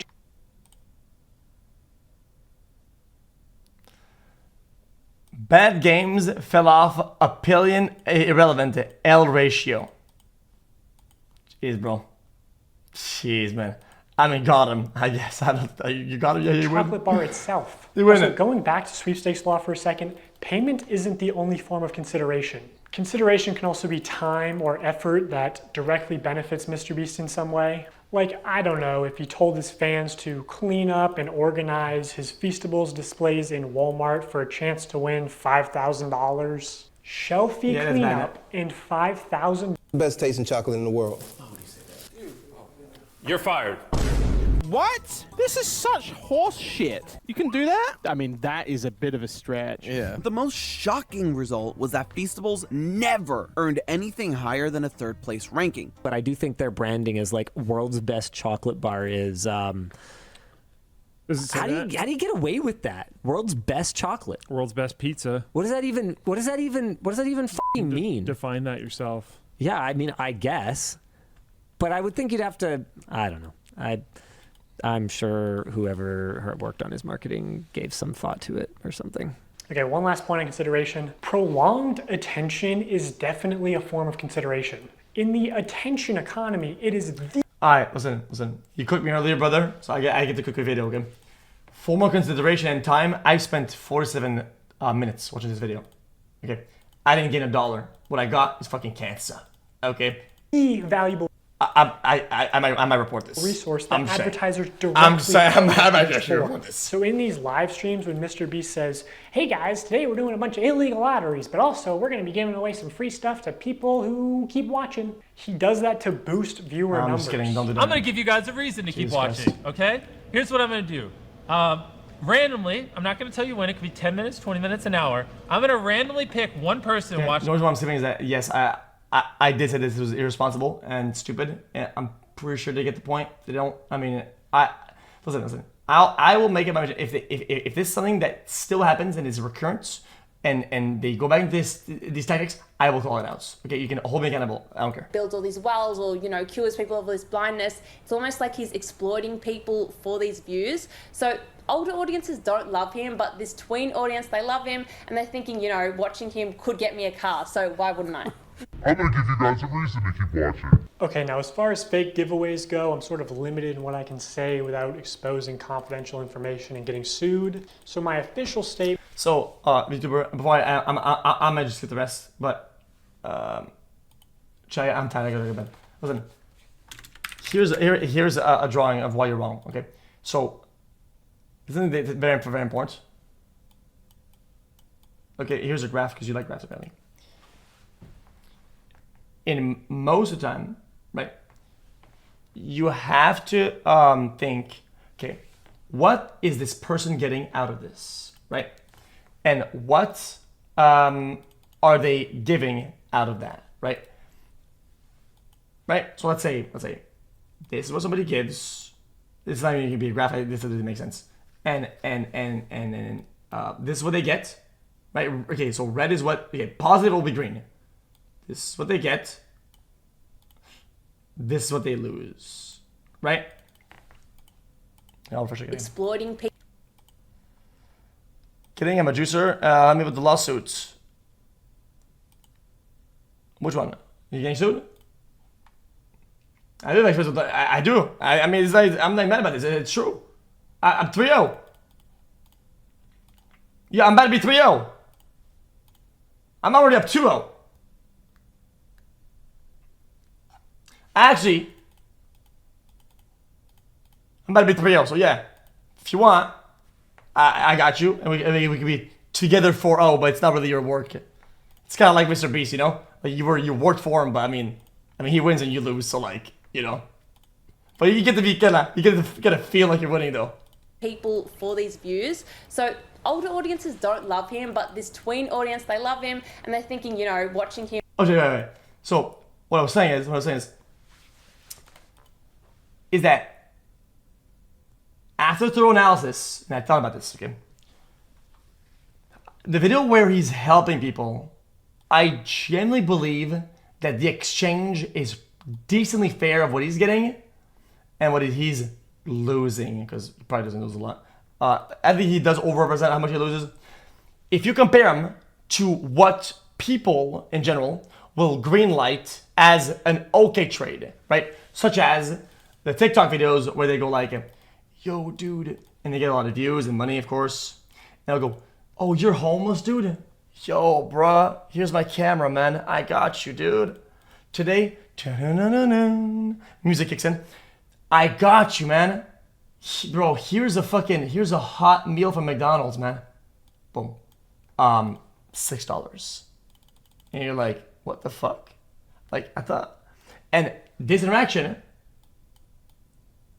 is pretty much greenlit on the internet. This is what people accept to high rates. And I'm talking the absolute vast majority, right?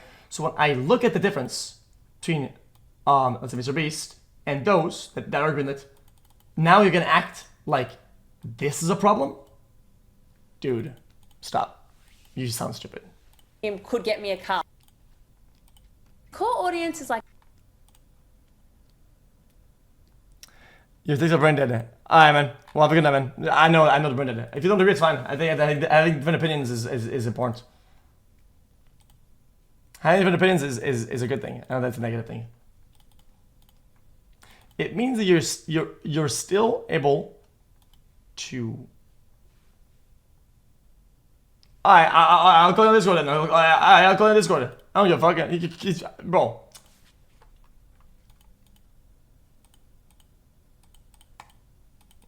Yeah, I gotta go to bed, chat. Guys. I've been awake for a while. I barely slept. I did back-to-back. Dude. I had to call him a retard. which this might be the only thing I backpedal on, I might take it back. But in due fairness, though, if you represent behaviors that are kind of retarded, I'm gonna have to say that.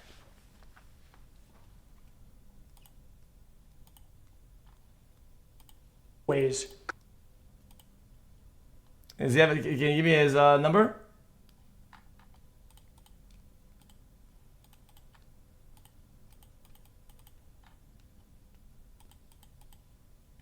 I'll give him 10 minutes. Hold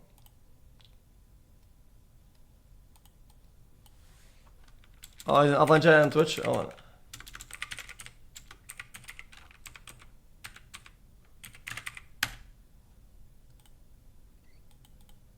Where is he?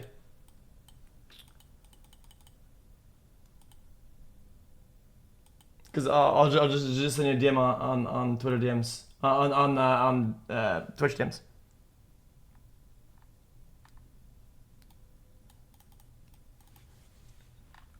Is it Dog Pack? Okay, I'll open my Twitch native. And I will... Okay, give me Discord number.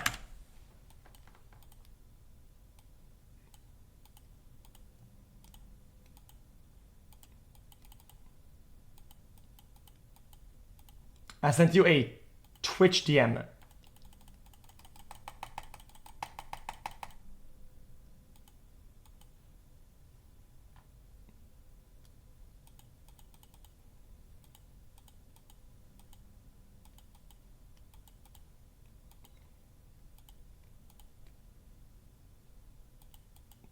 Guys, I don't want to hear this, oh dude, you got clapped here. If it's like, this is illegal, don't do this. And I go, yeah, it is. Because I literally said it. Yeah, if this is theoretically, whatever, all that, sure, yeah. Bad, irresponsible. I call it for what it is, but I generally just don't care.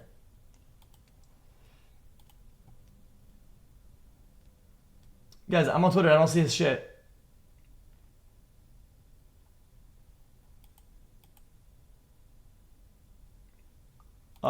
Is it Dog Pack 44 on Twitter? Is what 44?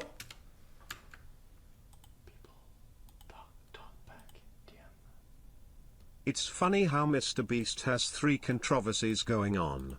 Check this out. Link.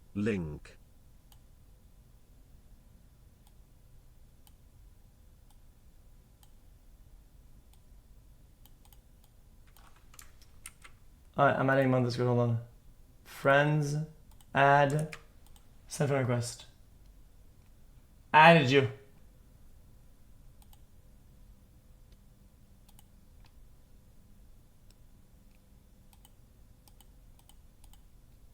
Did it work? There it is.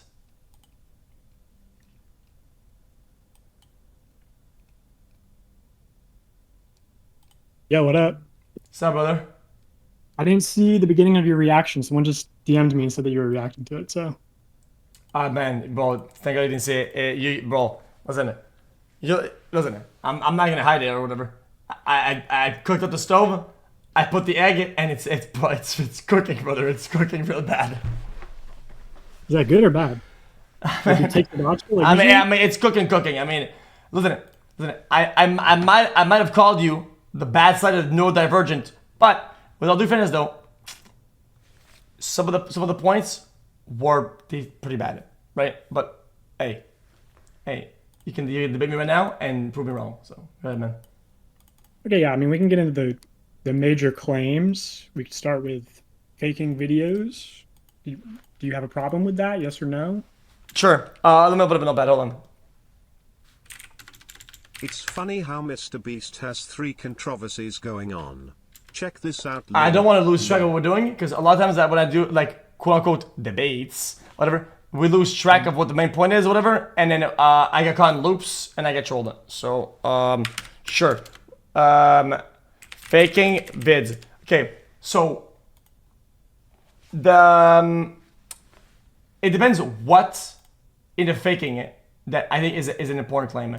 So with new information, the information that you brought up, right, of like a lot of his employees or whatever, the problem is that I don't have the density, right? I do believe that there's an equilibrium of people that you add on that are kind of safe or for entertainment that'll make the video better for quality, right? And not while still saying, yeah, these are people who are subscribers, right? But the problem is that I don't. The reason why this point wasn't with some of your viewers or whatever, it doesn't resonate with me, is that I don't know what the density of that is.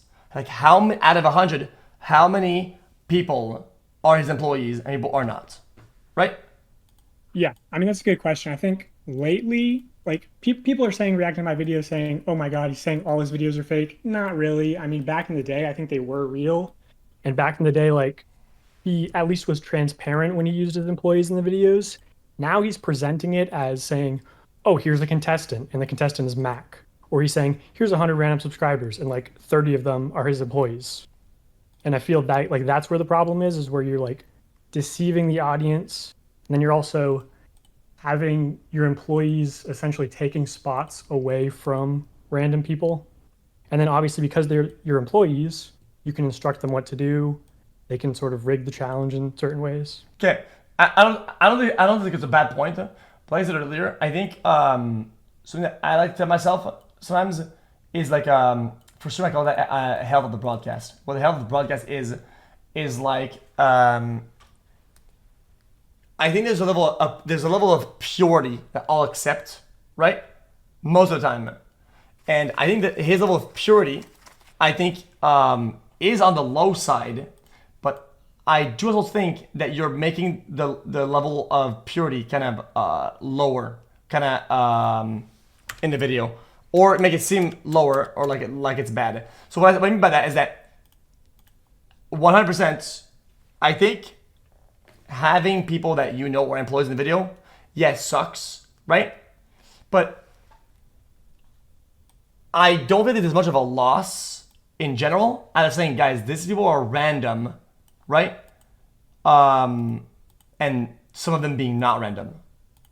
Like, the deception isn't very harmful, right?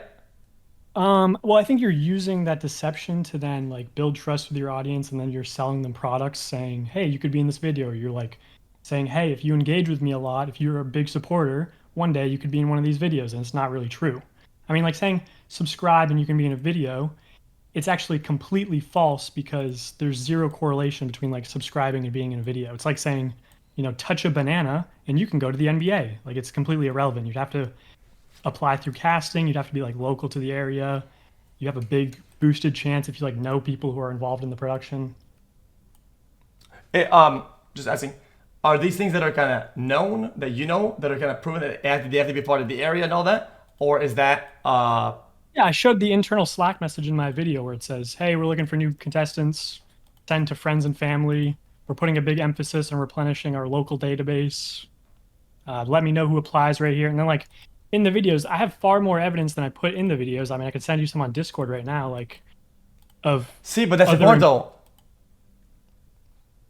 What is... I have evidence of, like, more examples well, that's more important than the fact itself. What is? The proof and what that is, right, is more important than the fact... Endless. The video would be 6 hours if I included all proof of every single illegal lottery, of every single example of... people being in the videos. No, but see, like, okay, so in that Willy Wonka one where I talk about Dello Vlogs winning a golden ticket, I had somebody after I posted the video who worked at MrBeast during that time DM me saying, "Hey, there's also this guy Justin in that video who's Ava Chris Tyson's cousin."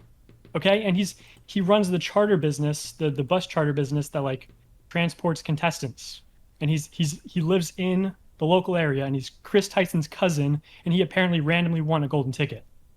Okay. So that's really good, right? So you need to put yourself in the viewer position, such as me, right? So if I'm operating at a blind, there's not much I can do here, right? Let's say I say, yo, dude, allegedly, of course, Bill Gates' juicer is fucking massive. It's just massive, right? And I said to people, well, nobody's gonna take me seriously. On Twitter, nobody's gonna be like, okay, whatever, this is like a joke, right? But then, like, well, look, well, he told me I could show the picture. Here's a picture, and then I show it. What's more important? The statement of saying that his juicer is massive, or the picture? Well, the picture is more important. Oh, the picture is evidence. Yeah, I think I supplied ample evidence in my video. When it comes down to the contestant density, whatever, right, and where they come from, even I watched the video thoroughly. Well, I mean, I had no idea. Okay. Like, I don't know how many, because from my perspective, if there was, let's say, 100 contestants, and there's, let's say, 20 that are more controlled, I still don't really have a problem, right? I still think it's a level play that I'll accept, but if it gets worse and more manipulated, yeah, then I might get mad or whatever. But the level of care to that topic was still pretty mute, right? Because me, I don't really give a fuck. But I don't believe that the deception is like a problem. I don't know, man. I mean, chat's saying you're 0-5, and we've only gone over 1 point. So do you want to move on to like the illegal audience now, or what? So maybe I've gone past this point where you start as a creator, right? And you base your life views on chat validation, right? So clearly you're not past that point still, right? Where like, I'm telling you. Well, no, I understand what you're saying, and I agree. Like the frequency that it happens matters, of course. Well, the density. Density is the number 1 point. Like, yeah. I don't know the density, right? And as you bring new information that you've withheld, right? Well, that's like a completely different ballgame. Well, because now, what the video was giving me, right? What the video was giving me, I had no idea the density. Because in a video, you show like one girl, a guy, a this. Now we're at 3, but there's 100 contestants, right? So like, even then it's like, okay, so at worst, 3% of the are controlled subjects. I don't really have a problem with this. It's definitely more than that, but that was also a video from like 2 years ago. The density shifts over time. Now you're seeing in more recent videos, 100% of the contestants are either friends or family of the employees or people who are in the industry. Even did you see the 50 YouTubers compete for $1 million? Both of the people who won Cybertrucks, they were presented as, hey, these are like random fans or whatever. They're both in the industry. Yeah. Yeah, so, and then also that video, Logan Paul and KSI allegedly, but very clearly, had inside information as to what the challenges were. Yeah. So if you're running a contest, if you're running competitions, if you're running a game show, which MrBeast is, like, he's the largest game show in the world. Oh, hold on. With, like, the highest viewership, and he doesn't have to follow traditional game show regulations. Oh, hold on. Okay, then is it a game show? I would absolutely describe it as a game show, yes. Okay. Would you not? So those contestants did win that money. What contestants? Okay, so if I say, guys, this is a game show, blah, blah, blah, right? And I do this whole game show, and everything is controlled, and nobody wins anything, right? Is that bad? Yeah, no, I never said his prize money is fake. Is that what you're assuming? No. I'm saying, would it be bad if the whole thing was fake or whatever? If you're not transparent about that, yes. Okay. In my opinion, his role is entertaining, and I kind of get that a little bit, right?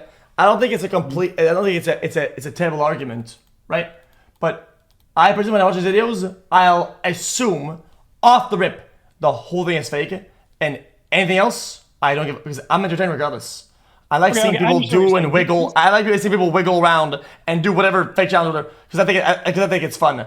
And if they win that money, and it's his friend and he didn't get the money, I don't think I'm gonna go on allegedly. I will say I will make a crazy call here.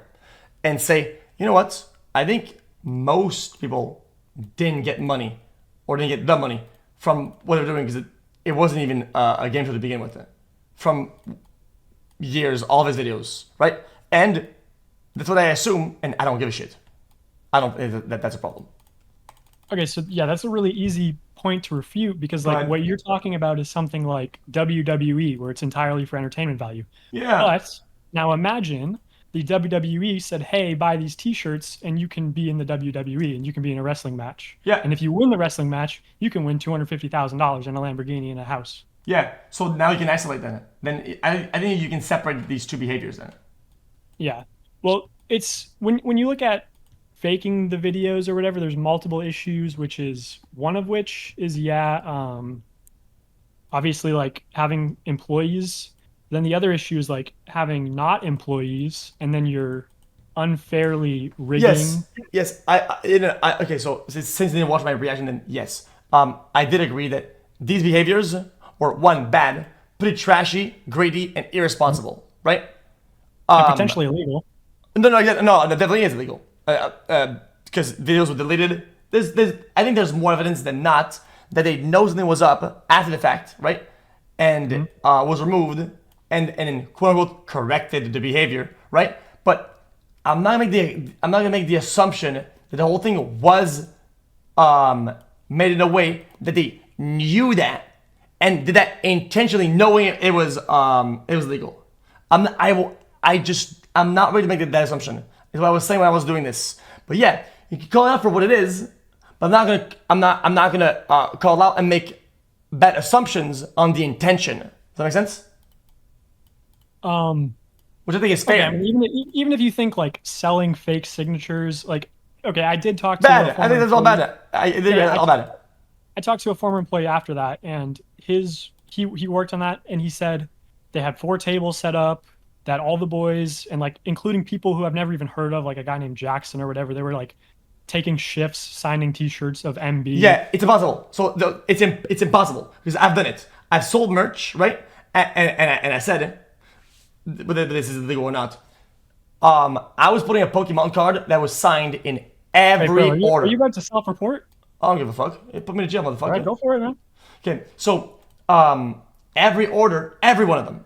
It wasn't a sweepstake. There's no chance, right? The order came with a signature, right? And I sold a bunch, but it took me for fucking ever to sign this shit, like for actually ever. And I had to do it over like 2 weeks every night, right? Because it was I don't remember how much it was about a box. I would say this like a full booster box. It was 2 full booster box, full. I signed every one of them, right? So I know for a fact, since I've done it, that whatever they're showing is absolutely impossible by a margin of like 100x, right? Make sense? Wait, are you saying you did sign every one, or you did not? Yeah, I did. So I know that I know that MrBeast didn't sign all of them. It's not possible. Yeah, but children watching don't know that when you're saying that, hey, Mr. Oh, Beast yeah, for sure. is going to sign them, and every signature is authentic. So it's bad. I think it's like false advertising. I think it's bad practice. It's bad looks. I think the whole thing is pretty trash. But would you say that Mr. Beast, would you give him the benefit of the doubt again, that he didn't intentionally know that it was bad to sell fake signatures? Okay, in what sense? Go ahead. As in like okay. Do you think when he decided to do that, do you think he thought, oh, this is like morally cool, like this is what people are expecting, this is great? Okay. Or do you think that he knew that it was bad? Because you just said it's bad. So when he did it, he knew it was bad? Yeah. So let's talk about like how bad it is in like a pH level. You know, a pH is like 7 is medium and 14 0, whatever, right? If 0 is really bad, right? I'll give this like a 5, right? So like on the bad side, because the people that know about this and know this information, I think from what I'm seeing, were watching the live stream, right? And we're seeing in real time, I would assume, people signing that aren't MrBeast as MrBeast, right? Yes or no? No. That happened once on camera, and it was a slip up. It's the clip that I showed. They tried to hide it. Right?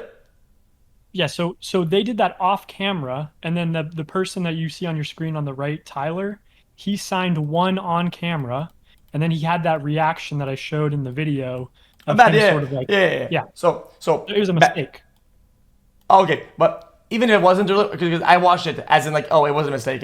Well, I said it was bad, but yeah, bad. I did watch the video, chat. You guys are wrong. It was more the fact that even if it was bad, that's where it's at. So on that premise, I'm still at a point where I'm trying to find the absolute dog shit, right? Right. And I've called things for bad for what they are, bad most of the time, but I haven't found like the big holy fuck, this guy's like some evil. The way it's gonna be represented, that's kind of the main point of this. Well, I think when you add together all of the intentional lying, whether it's about the signatures or the videos being real, or about people, fans who can be in the videos, or if it's about him saying, hey, I know that, chocolate causes diabetes, so I'm going to make healthy chocolate or whatever. And then he turns and flips it and sells changes the formula or whatever. Like, I feel like if you just add it all together, it kind of paints a picture of like, oh, this guy's kind of a liar a little bit, And I think that's just bad. Yeah. So this is something that people do a lot with people that have a big front end of their company, right? People that are more vocal and transparent, whatever. Because the person is kind of within reach, they'll call them out a lot, right? But I think it's a pretty, I think, again, it's pretty mute because it's like standard business practice, right? Whether you think this is bad or not, right? Business makes product, business sells product, business operate within the confines of the law to sell product and sell more product, and they do so. Okay, I don't give a fuck. I don't think it's a big deal, and it falls on deaf ears. And not only for me, for most people, right? I think it's a criticism that doesn't really go anywhere. Yeah, I don't know. It's sad to hear that you think that way, to be honest. Really? How so? Go ahead. How so? That it doesn't like bother you that people are just like intentionally lying to children for profit and because scammy tactics. I think if you have the money, right, to buy shit and your parents aren't at all moderating your behavior or doing good parenting, and on top of that you think you can buy healthy chocolate, I think you're kind of brain dead. Healthy chocolate, like healthier was the oh come on, brother. Well, I know it logically from his point of view, it doesn't make any sense. It's like trying to sell healthier cigarettes and then sell them to people who don't smoke, and you're like, well, how the fuck are you improving the health? It doesn't make sense. But that's what I'm pointing out in the video, is that what he's claiming, what he publicly states about, hey, I'm this nice, generous guy, I just want to help the world and do all these things. So it's like, okay, well, you could do that, or you could, sell chocolate. And he's kind of the guy who sells chocolate. In my opinion. Give me your last point. Wait. Okay. It's chocolate. Wait. Say what the concern is. The concern is that he's marketing it as a healthier alternative, and then it's not. And then the other concern is that he's using these strange, almost like lottery schemes, which internally the company sort of admitted to me that they were lottery schemes, and that was the intention behind them, to effectively bribe children to consume more chocolate. You're using the word bribe wrong, but it's effectively what you're doing is you're adding a financial incentive. You're adding a financial incentive for children to. It has to be an exchange of capital for a service or whatnot, and that's not what bribing is. In this instance, you're not. Ignore whatever technical definition you're using. There's multiple definitions of the word bribe, but I'm just using the colloquial financial attaching a financial incentive. You're like persuading somebody with the promise of money to purchase more chocolate. Yeah, well, terminology is very important because if you're gonna when you use kind of strong terms. Well, it's semantics. I'm not accusing him of bribery, like a crime of bribery. I'm using the colloquial. He's bribing them, and I said effectively bribing them to consume more chocolate. That's the effective result. Well, if the point is about semantics, I think the semantics are the only thing that matters here. But that's fine. I guess we could get over. The point isn't about bribing; it's about applying a financial incentive. So if you want to swap out the word bribe for he's adding this sort of lottery incentive to consume more chocolate, then that's a problem. It's effectively a slot machine, but the slot machine, to play it, you have to buy a bar of chocolate. And most people, if you're buying a bar of chocolate, you're consuming it. All right. I guess that makes sense. I guess the reason why I don't say it as a problem, maybe I'm insensitive to it or whatever, because I think it's a practice that's fucking everywhere. Even when I was young, I'd buy like fucking candy because of like what was at the top. It was like some plastic figurine or whatever, right? And it's like you could get like any of them, and then you'd buy like candy to get the right one. Literally gambling. And that's pretty much everywhere. And it's like whatever. Whoa. No, a plastic figurine, a McDonald's toy, is not gambling. Okay, this isn't millions of dollars. It absolutely is. This isn't getting your family out of poverty because you got the fucking Spider-Man toy from your cereal box. Shit. You're gonna fall. Oh, you fell for the trap. Come on, man. This is classic. This is a classic. It's not gambling. It absolutely fucking is. Because you get a toy out of a cereal box? I don't give a fuck. The behavior, like in the video says, the behavior is the problem. Now you can say the semantics, well, you get an item out of this. What are you gonna? No. It's you want something desirable. There's a chance of getting that thing that is desirable. You're repeating the behavior in order to get the desirable item. That's gambling. But the desirable item in this case has a estimated retail value of like $3.50. Is that what we're talking about? Gambling. No. If I buy something worth $1 and I can get something that's worth $2, I'm essentially doubling my money. At the roulette, if I put $1 on black, I can get $2 if it lands on black. 2x. Desirable. Gambling. That's it. That's just what it is. Okay. You cooked on that one. I'll give you that. You cooked. Okay. Whatever. It's not even a winning because I don't give a fuck. This is like some old debated shit that people are branded about. Another problem that I got. This one. Where he was gonna do. Okay, so again, I'm now blind because there's not a lot of proof or a lot of context, whatever. People doing the bullshit fucking buy a woman's box, get 250 mil property, right? Loot box bullshit. Plastic. Yeah. And then you show the video of the guy because I think it's important when you show clips. The reason why you're showing a clip. I always call people out on the clips they use and why they use them, and a lot of them is brain dead. I believe the usage here of the clip to be fucking brain dead. It's like the guy that's his agent, right? Is like, like we're not gonna do this because it's a scam, and then MrBeast doesn't do it. Well, his manager, it's his job to say, you know what, this is bad, so we're not gonna do it. So that's a good thing. He just did his job. It doesn't prove anything.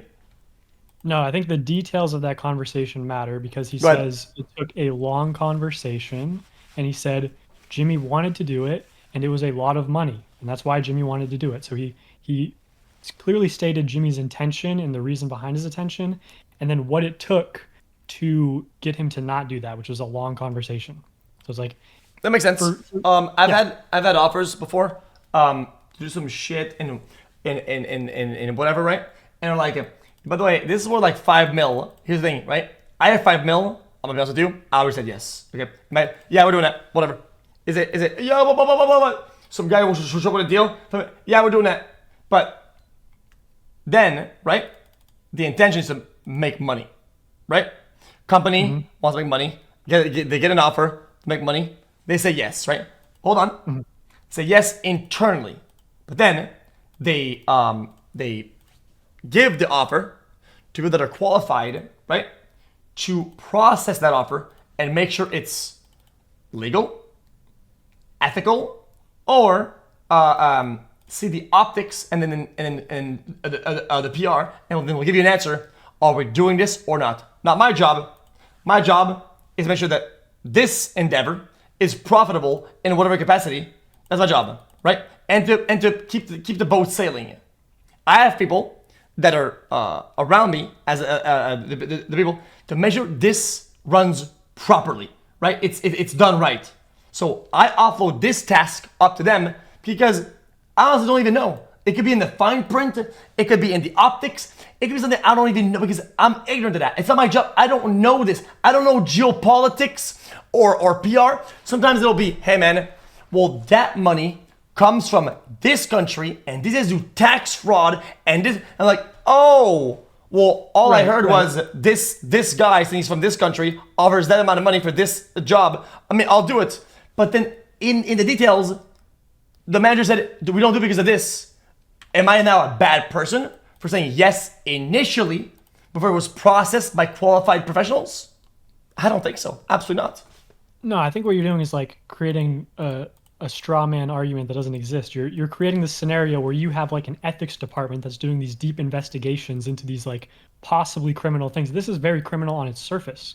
You open the website, mysterybrand.net, and it's like an obvious scam where for $13 you can win a $250 million house. Okay, so again, like if you look at it for 5 seconds, if you just get the email and you notice like, yeah, go ahead. Well, again, I don't know I wasn't showed or I wasn't presented with the video enough evidence to make the call that there was an extensive display of what he of what he saw, of what it is, the whole thing. And he's saying it's obvious, might not have been obvious at the time. It's not assumptions I'm going to make. It's just not. I'm not going to do that. It's like it's not an assumption. You just look at the what H3 is looking at on the website, and you see that it says $250 million house for $13. Okay. You're like, okay, this is shitty as fuck. Okay, imagine you get an email and it says, hey, we're a company, we're selling dick pills, and they're going to grow your dick 8 inches, and we want to pay you $5 million to promote them to your audience. Are you like, I better send this to my manager? Or do you just not answer? Absolutely, 100%, yeah. 100% what? You send that to your manager? You say, I want to do this? Yeah. Okay. Well, I'm just saying. Well, I think you're knowingly promoting a scam in that scenario. I think. Okay. And then it comes out a fucking year later that the people have some cutting edge technology off chance, right? And they found this new formula that actually works, and they fucking went 1 million X on the fucking stock value, and I missed the boat because I said, no, real scam with no expertise level. Yeah, that's a hilarious hypothetical, man. I like that. Okay, I think it's perfectly fair. Like, these people, right, they did enough job on the front end to get massive creators to fucking fall for their scam. So clearly, right, they're doing something right on the front end of what they're showing to get them roped in to fucking actually sign this fucking deal. You understand it? Dude, they got Rice Gum and Jake Paul to sign this deal, okay? That's massive. That's massive. No, those are 2 known scammers at the time. What are you talking about? Okay. Oh, God. Okay.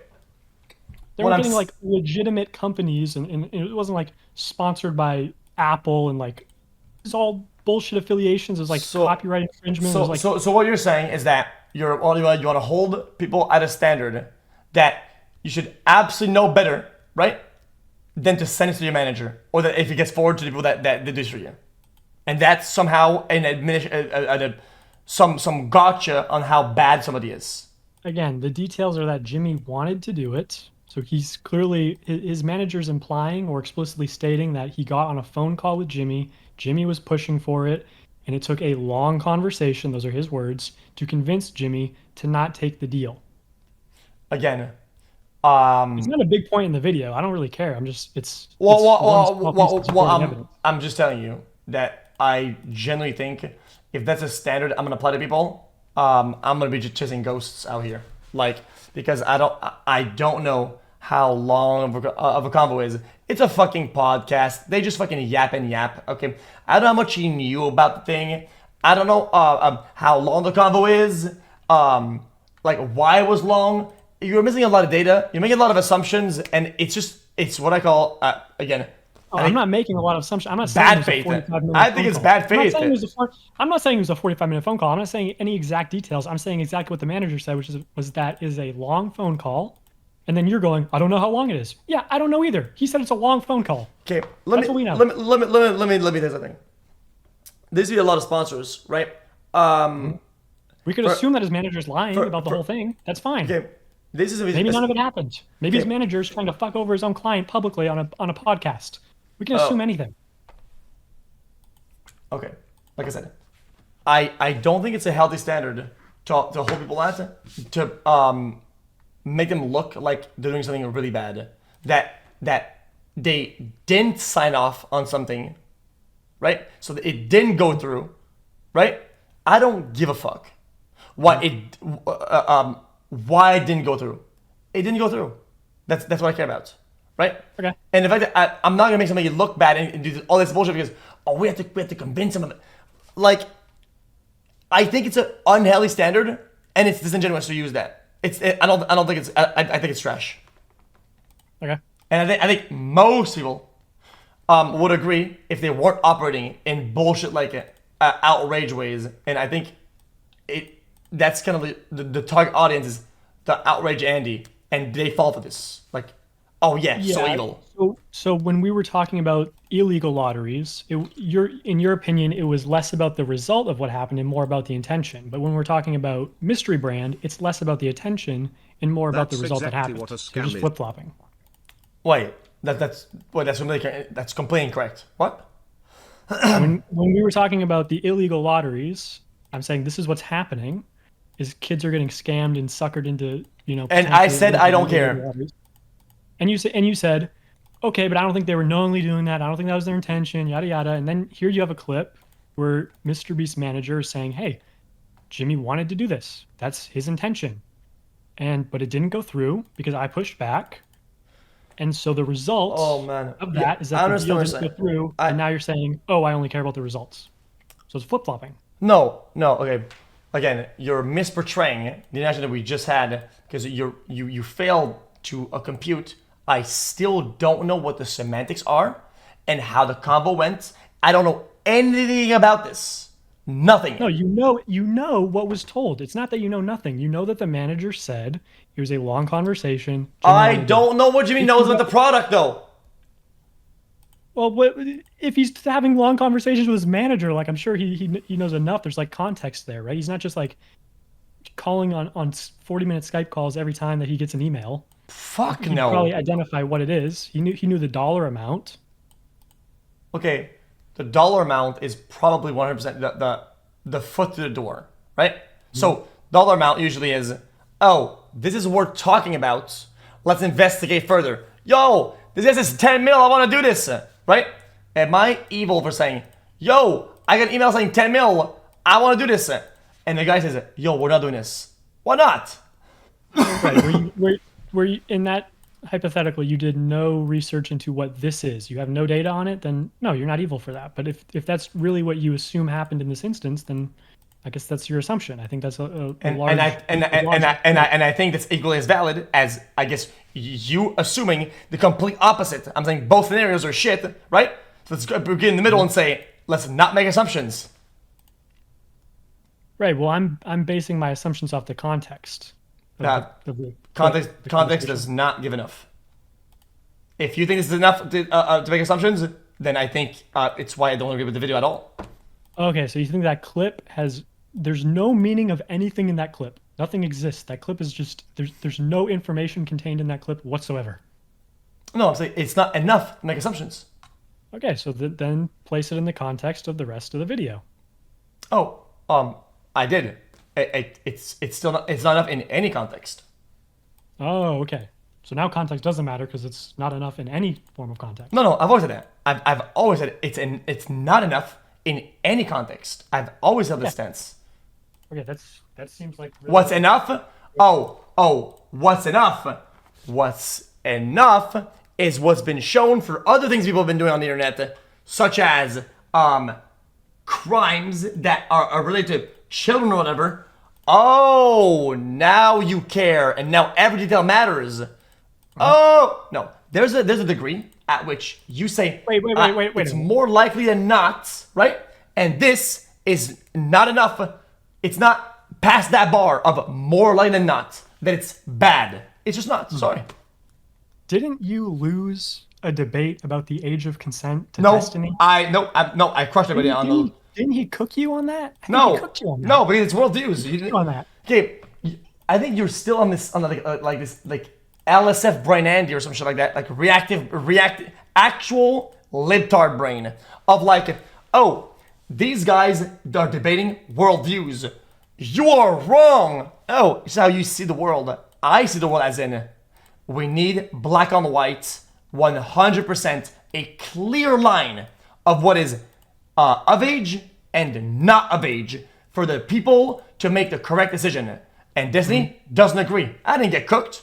Okay. Do you think that Disney, it feels like most individuals could not have a line and say, I think this person's ready and navigate the world that way without causing harm? Fuck no.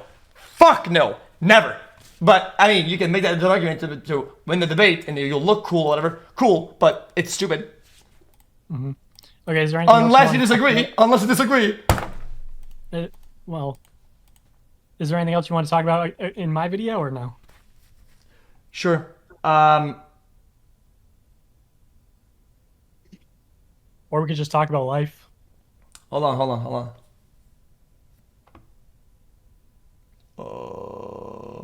Yeah, people were saying I was fat phobic when I put up the magazine cover. Is that fat phobic?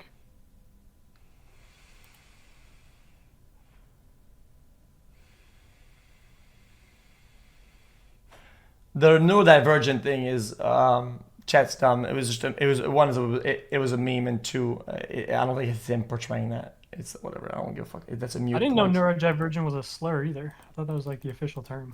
I think so. A lot of times it's people will say this slur, that not slur. Listen.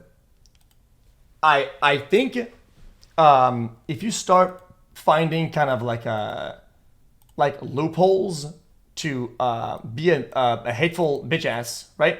You're still being hateful. So whether something has that label or not, I don't really give a fuck, right? But it's more about the portrayal that people have these days, where they'll be like, oh, well, I didn't say retard, I said neurodivergent. Oh, you're gonna say that I meant retard? Whoa, what do you mean by that? That's kind of weird. Nah, I don't play that fucking game, man. I'm good. Like, I'm old. I'm past that age, man. I'm fucking 28. You're old? Oh. Yeah, I'm 28. I'm past doing that shit. I'm way past it. Chad, he's pushing 30. Legit. No, I didn't intend to use neurodivergent as a slur. I thought it was. That doesn't matter. I don't think it cares, but yeah, it's pretty much that. But who gives a fuck? Because in the meme that I showed, it's like the kids who are getting fucked because they're like iPad kids with underdeveloped brains. So retards. No, just like so maybe like a autistic 7-year-old who is on an iPad all day and he so retard. I mean, you could. That's pretty much that's exactly what's trying to be you're portraying.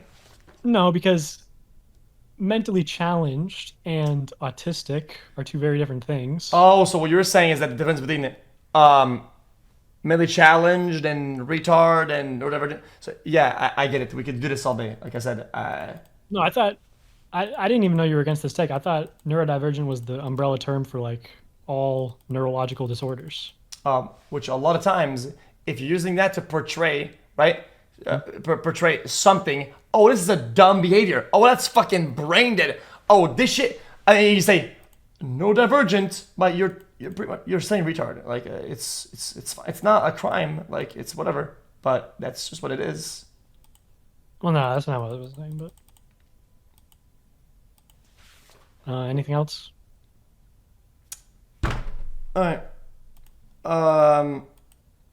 So why are we through then? What does neurodivergent mean? Because a kid being a kid isn't neurodivergent.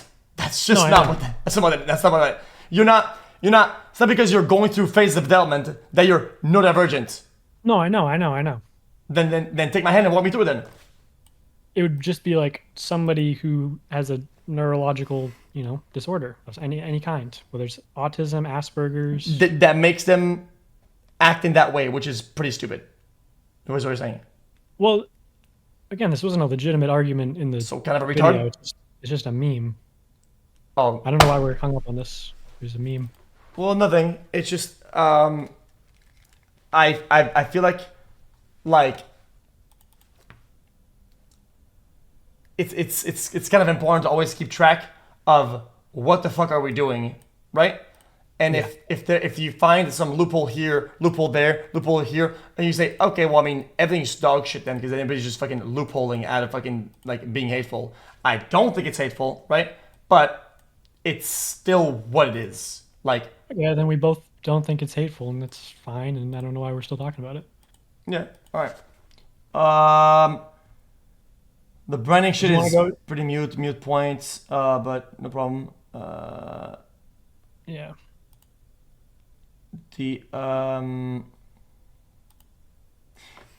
I think that the main point of like, oh guys, subscribe to this, whatever. I just don't care, and I feel like you don't care that much either. It's just being represented like people are being scammed out of like a lifestyle or life opportunity or like all the gold in the world behind it, being baited into clicking subscribe. I think that's like some whatever, and I feel like you're overplaying that standard because it's MrBeast, but for other people you probably don't give up, and it's just a point that's common, or if not, everybody on YouTube does it, right? And it's just, I think that's fine. It's whatever. No, I don't think everybody on YouTube has like, 8 executives in a boardroom, like detailing all these sophisticated ways to manipulate children's psychology so that they can sell them chocolate bars and scam them out of money. I don't think that's every YouTuber. So, okay, you completely sidetracked to make the point sound better. That's just annoying. It's just annoying. I just think it's like poor practices, like how you would probably criticize EA for loot box mechanics or whatever you stand up for. Like I just think it's poor practice. Okay. I'm trying to isolate these systems one at a time, right? So we can tackle one point. Point. It's kind of hard when you like teleport like to I'm talking about one of the points. Say, well, dude, obviously it's a chain of command of this, that, this. It's like, dude, they're being told to subscribe to be one of the videos, to look at the videos, to get chocolate, to get diabetes, to be part of the lottery, to turn to gamblers, to make money on t-shirts. Like, okay, whoa. Like, I don't think it's a full scheme. I get you're trying to make that point, sure, but it's just like chill out. Like, I'm not gonna make I'm not gonna look at all this and say, yep, I think this is a super hardcore boardroom chain of things to do all these things, bro. Most things are just kind of driven by like views, money, engagement. It's simple feedback loop. This works for clicks. I do this. This works for subscriber. But I think they're pretty all like problems that are pretty isolated and by themselves, right? And they make it this kind of assumption that it's all interlinked in this massive system. It's just a little like, yeah, no, Make sense? I don't know what you're talking about, to be honest, but did you have is there like you said stay on one specific point? I mean, we went over the faking videos, the illegal. Well, we're only here because you went off my point. I isolated it and you went off the rails. Well, I didn't understand what you were isolating to. What were you isolating to? Like, the practice saying, oh, subscribe for this, subscribe for that, whatever. It's like the most common practice on YouTube. Yeah, I guess you could say it's bad, and I agree. It's bad. People should be doing this. It's like saying, like, clickbait sucks. Yeah, shit's fucking trash. It's everywhere. It'll never go away unless it becomes illegal or some shit like that. Like, it is what it is. I'm not gonna make some 1 hour video about how I'm ruining people's lives and making them addicts of whatever because I clickbaited. Like, it's whatever. Yeah. Clickbait sucks. Okay. I think that was the point of my video, is that, you know, saying subscribe for a cookie is going to ruin your life. But well, I mean, you do say subscribe for cookie, subscribe for this, subscribe to be one of the videos. Then, well, people do this for the lottery, and then for diabetes and lose limbs. I mean, you absolutely are doing. No. You're linking that to get the whole. Yes, you are. No. Because I said this is what a call to action is. It's saying subscribe. When you take a call to action and you add positive or negative reinforcement, that's what this looks like. And then when you're adding a giveaway on top of that, that's what this looks like. And I think between the positive and negative reinforcement and the giveaway, that's where you draw the line, and YouTube should just ban giveaways. Because also another issue is that most of these YouTubers who say, hey guys, subscribe for an iPhone, they're not giving away their iPhones. It's legitimately just a scam. Is that like a true thing, or is that you think something that like just will sell your point? Because as nobody got on the phone. Juan Rivera is like giving away these, and also, hey, somebody subscribes to your YouTube channel. How do you contact them? You can't unless they put their email in their like info box or whatever, which most people don't. Like, there's no way to contact someone who subscribes to the channel. You do not have a chance to win if you just subscribe to a channel. It's just blatantly a scam. Which is, you know, PewDiePie was talking about that like years ago. Wait, so nobody's got on the phone. Zero.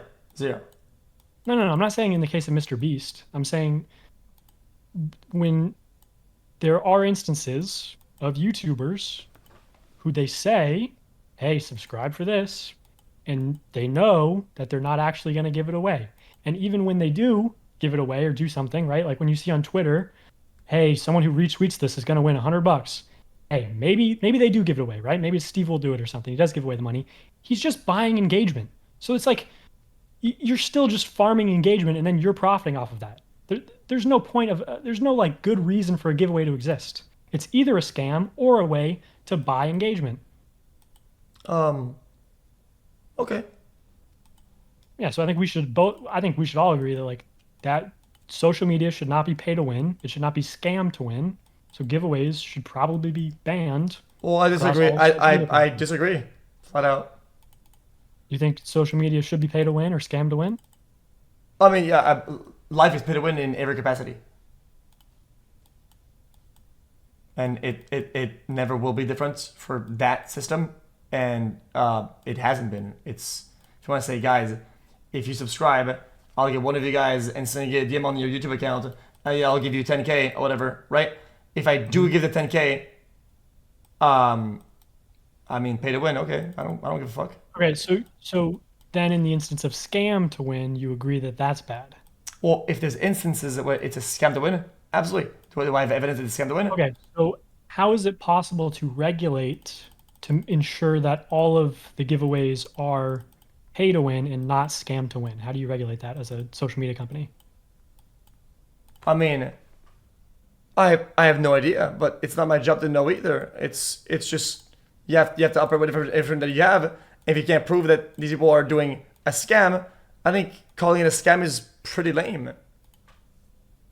Okay, but then the YouTubers who are doing it legit, they're actually doing their giveaways and they're buying subscribers or whatever, they are at a financial disadvantage to the YouTubers who are scamming. Then don't do it. People who are scamming well, then don't do it then. Okay, but then who rises to the top of YouTube? The scammers. Well, if we can't prove that they're scamming, then why are we calling them scammers? Bro, I'm telling you they're scamming. What do you mean? Oh, it's because you told me. No, well, that we're mean, doing a hypothetical. What are you talking about? Yes, if in the hypothetical they're scamming, then of course they're scamming in the hypothetical. What are you talking about? But I mean, I'm talking about MrBeast because this is the video you made and it's what we're talking about. Is this not about MrBeast anymore? We're not talking about MrBeast anymore. We're beyond that. What? We're talking about giveaways on social media.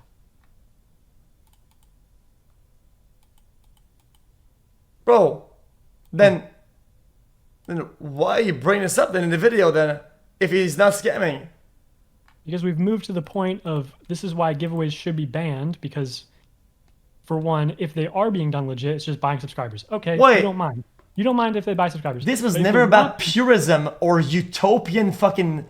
What, is this like some fucking like Marxist random shit? What the fuck are you talking? You and your Utopia Andy rants, dude, all the time. You always I say, just don't understand what you're doing. Banning giveaways. What a Utopia idea to ban giveaways. Oh my god, that would be impossible. Like, no, of course, YouTube could tomorrow announce that, hey, that's not gonna happen. A lot of YouTubers we found out. It's they're a not doing bad. giveaways. I They're think just banning gonna them will be a bad thing. The whole thing is bad. It's there's no point banning them, and I don't think MrBeast is scamming it. There's proof that he is. I mean, fuck him, but there isn't, and there isn't in a video. So why are you presenting that as a point, and you're using fucking PewDiePie to back up your point? What the fuck? I mean, I can send you the proof right now that like one of the people who was Don't in show me the proof. Show them the proof in your video, because they're watching the video. They Hey, well, need the proof. I showed proof in the video, but you're just denying it. So what I'm telling you is like, Which okay, proof? There's no proof that he scammed people. Well, Della Vlogs won one of the golden tickets. That was supposed to be, hey, if you buy a chocolate bar. I'm you talking can about the win a golden phones. ticket. I asked about the phones. I said the phones. The phones. Okay, the phone. Okay. No, so the Samsung it was phones. always with the phones. Oh, I didn't know that. Sorry. I thought we were just talking about giveaways in general. Okay. Specifically, the Samsung phone giveaway. I do not have evidence that it was a scam. So why bring it up? Why bring what up? In the video. The Samsung giveaway? Because he's not disclosing his relationship with Samsung. That's like a big no-no on YouTube. Hold on, let me try to see. What's that? Well, I mean, that's not on YouTube. That's the law. Yeah, it's very shady to like have a channel sponsorship with Samsung and then being like, I literally paid $1 million for these phones, and it's like, did you though, or did you through like some legal loophole where like Samsung is able to give you $1 million and then you just give it back to them? Oh, so now it's not illegal because it's a loophole. Well, I'm not. I don't have the details on that giveaway. I'm not gonna come on your stream and be like, oh, this is illegal. I'm just saying allegedly, like, yeah, allegedly it's illegal. Okay. I feel like at this point, your practices of guessing of this and that and making these assumptions is unhealthy. No, because I'm not making assumptions. You can look at that video of him giving away the Samsung phones, and then I show you proof that he has a relationship with Samsung, and I know more about that relationship than you do, but I'm not going to disclose it all. And yeah, it's like, it's kind of shady, dude, that he's sponsored by Samsung, and then he's saying, I literally spent $1 million on these phones. Okay. Over $1 million on these phones, and we 1 minute before Zach. I spent over a. So he did not spend that much on the phones. That is half of what I'm alleging in that clip. The other half is the fact that he's buying subscribers. So it's twofold. There's 2 points to be made with that edit. Okay. Interesting. Yeah. I think fundamentally, I think the pay to win subscribers, is pretty irrelevant because it's like that audience, that whatever. It's what works, always works. It's kind of shitty, but I mean, it's not going anywhere anytime soon. And I feel like, I think it very easily could go away. Like, why not just ban giveaways? It's like so easy. YouTube doesn't affect their bottom line. Because I think punishing the good because of some of the potential bad and just shooting at random like that isn't fantastic. It's just not a good practice. Yeah, but like you identify buying subscribers as good. I think it's just like, I didn't identify it as good. Well, you said it was fine, so. Well, I didn't say it's good. I said, Okay, well, I said it's fine in the current landscape. Like, it's just fine. Okay, but it's impossible to separate out the scammers from the people who are doing the giveaways legit, so just ban them all. Easy. So lose out on actual good value, good interactions, and good community outreach because of bad apples, because you said so. Yes. So now you're saying it's good again. So I don't know. Dude, stop flip-flopping. Oh my god. Are you schizo? Am I schizo? Oh, no. You can't start a topic with one label, right? Say, yeah, that's fine. Use another label and say, oh yeah, that's good. Wait, is it fine or is it good? Like, dude. Yeah, you have to stay on topic. You said I didn't say it was good, and then right now you just said, oh, you want to ban the good interactions with the community and throw the bad apples? Because there is good giveaways. There are people that actually do good. Like, if I so when they're buying subscribers, it is good. Wait, the way you word it is like some fucking like schizo social. Like, so it's buying subscribers, dude. Chill out. It's not. Oh, so you think? So are there people on YouTube who are doing giveaways and there's no call to action attached to it whatsoever? Wait, say that one time? I've never seen that. Say that one time? Like, are there people who are doing giveaways on YouTube and there's no call to action whatsoever? They're not asking for engagement. They're not asking for subscribers. They're not asking for money, and they're just doing giveaways. Does that exist? Why, shit, yeah. Of course it does. What the fuck? I would be hard pressed to find an example of a established YouTuber doing that. Trend? Dude. I do that on my Twitch sometimes. How so? I mean, for Christmas, I buy people some shit. Oh yeah, the Amazon list. Yeah, for content. Okay. This year took forever, by the way. I'm sorry for everybody that got delayed. Took for fucking ever for shit to fucking go through. Yeah. But yeah. There's no like. I'm just saying.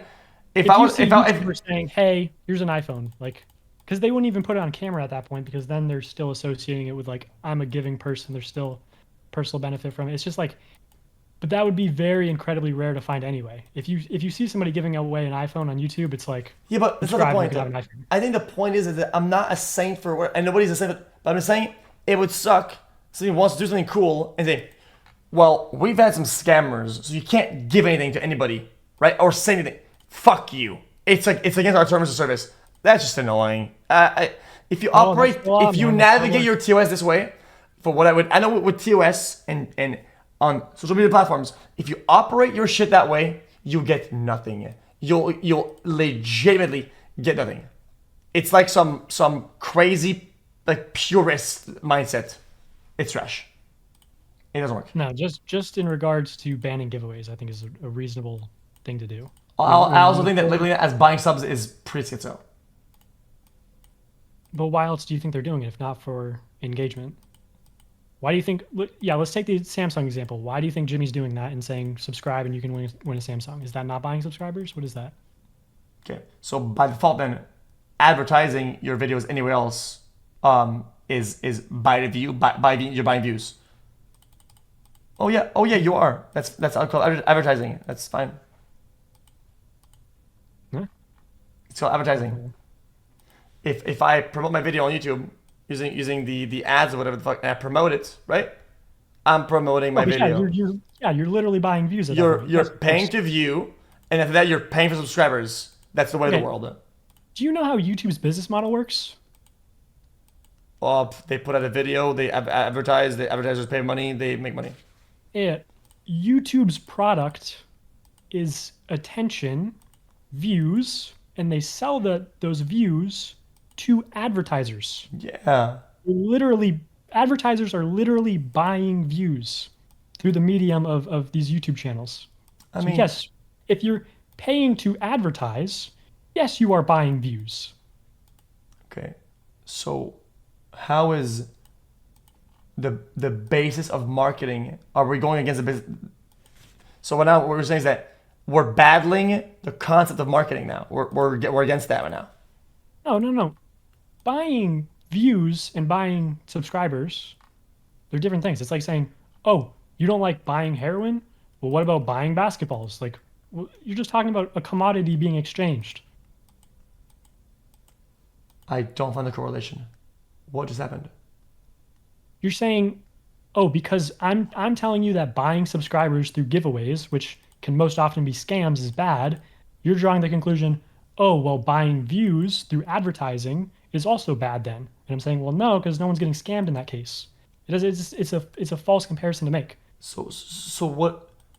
Whether you got scammed out of clicking subscribe or you got scammed out of clicking the ad, they're both the same action.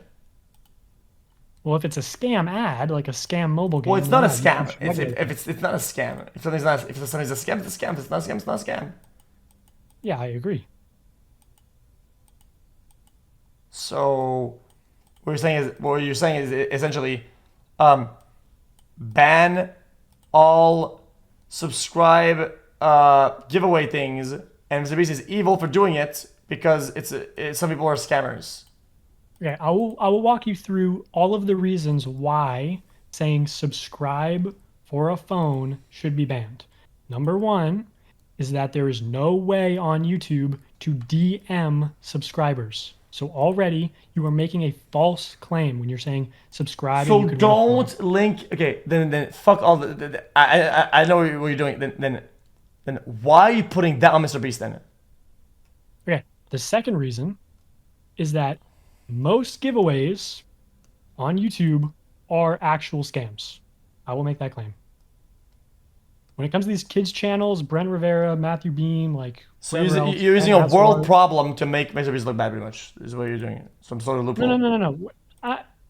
I'm using MrBeast as one example of this is bad because he's buying subscribers and not disclosing his affiliation with Samsung. But I'm just calling for, like, in this instance, a company-wide rule change to ban giveaways because I just think it's dog shit. But I don't really. This isn't a major point in my video. I didn't even mention banning giveaways in my video because it's not a major point and it doesn't apply specifically to MrBeast. It ended up being a pretty big point at one point, but okay. And I feel like this falls pretty much on world views, yeah. Because some of the shit. No, if there was a way to regulate giveaways to where they're all legit, then yeah, I wouldn't call to ban them. But most of them are actual scams. So like something has to be done about that eventually. Do you disagree? Just I think if you're gonna use if you do a giveaway, right? There should be in-house tools to use those tools to show it's working to the YouTube, and then they can regulate that. And okay, that's another solution. Yeah, if they regulate it, that would be another solution. All right, man. Anything else? Nope. All right, dude. Good talking to you. Good talking to you. XQCL. I enjoyed my stay. Same, man. Have a good night. Bye. But I mean, I don't think it's fine. It's a difference in point of views, but I disagree.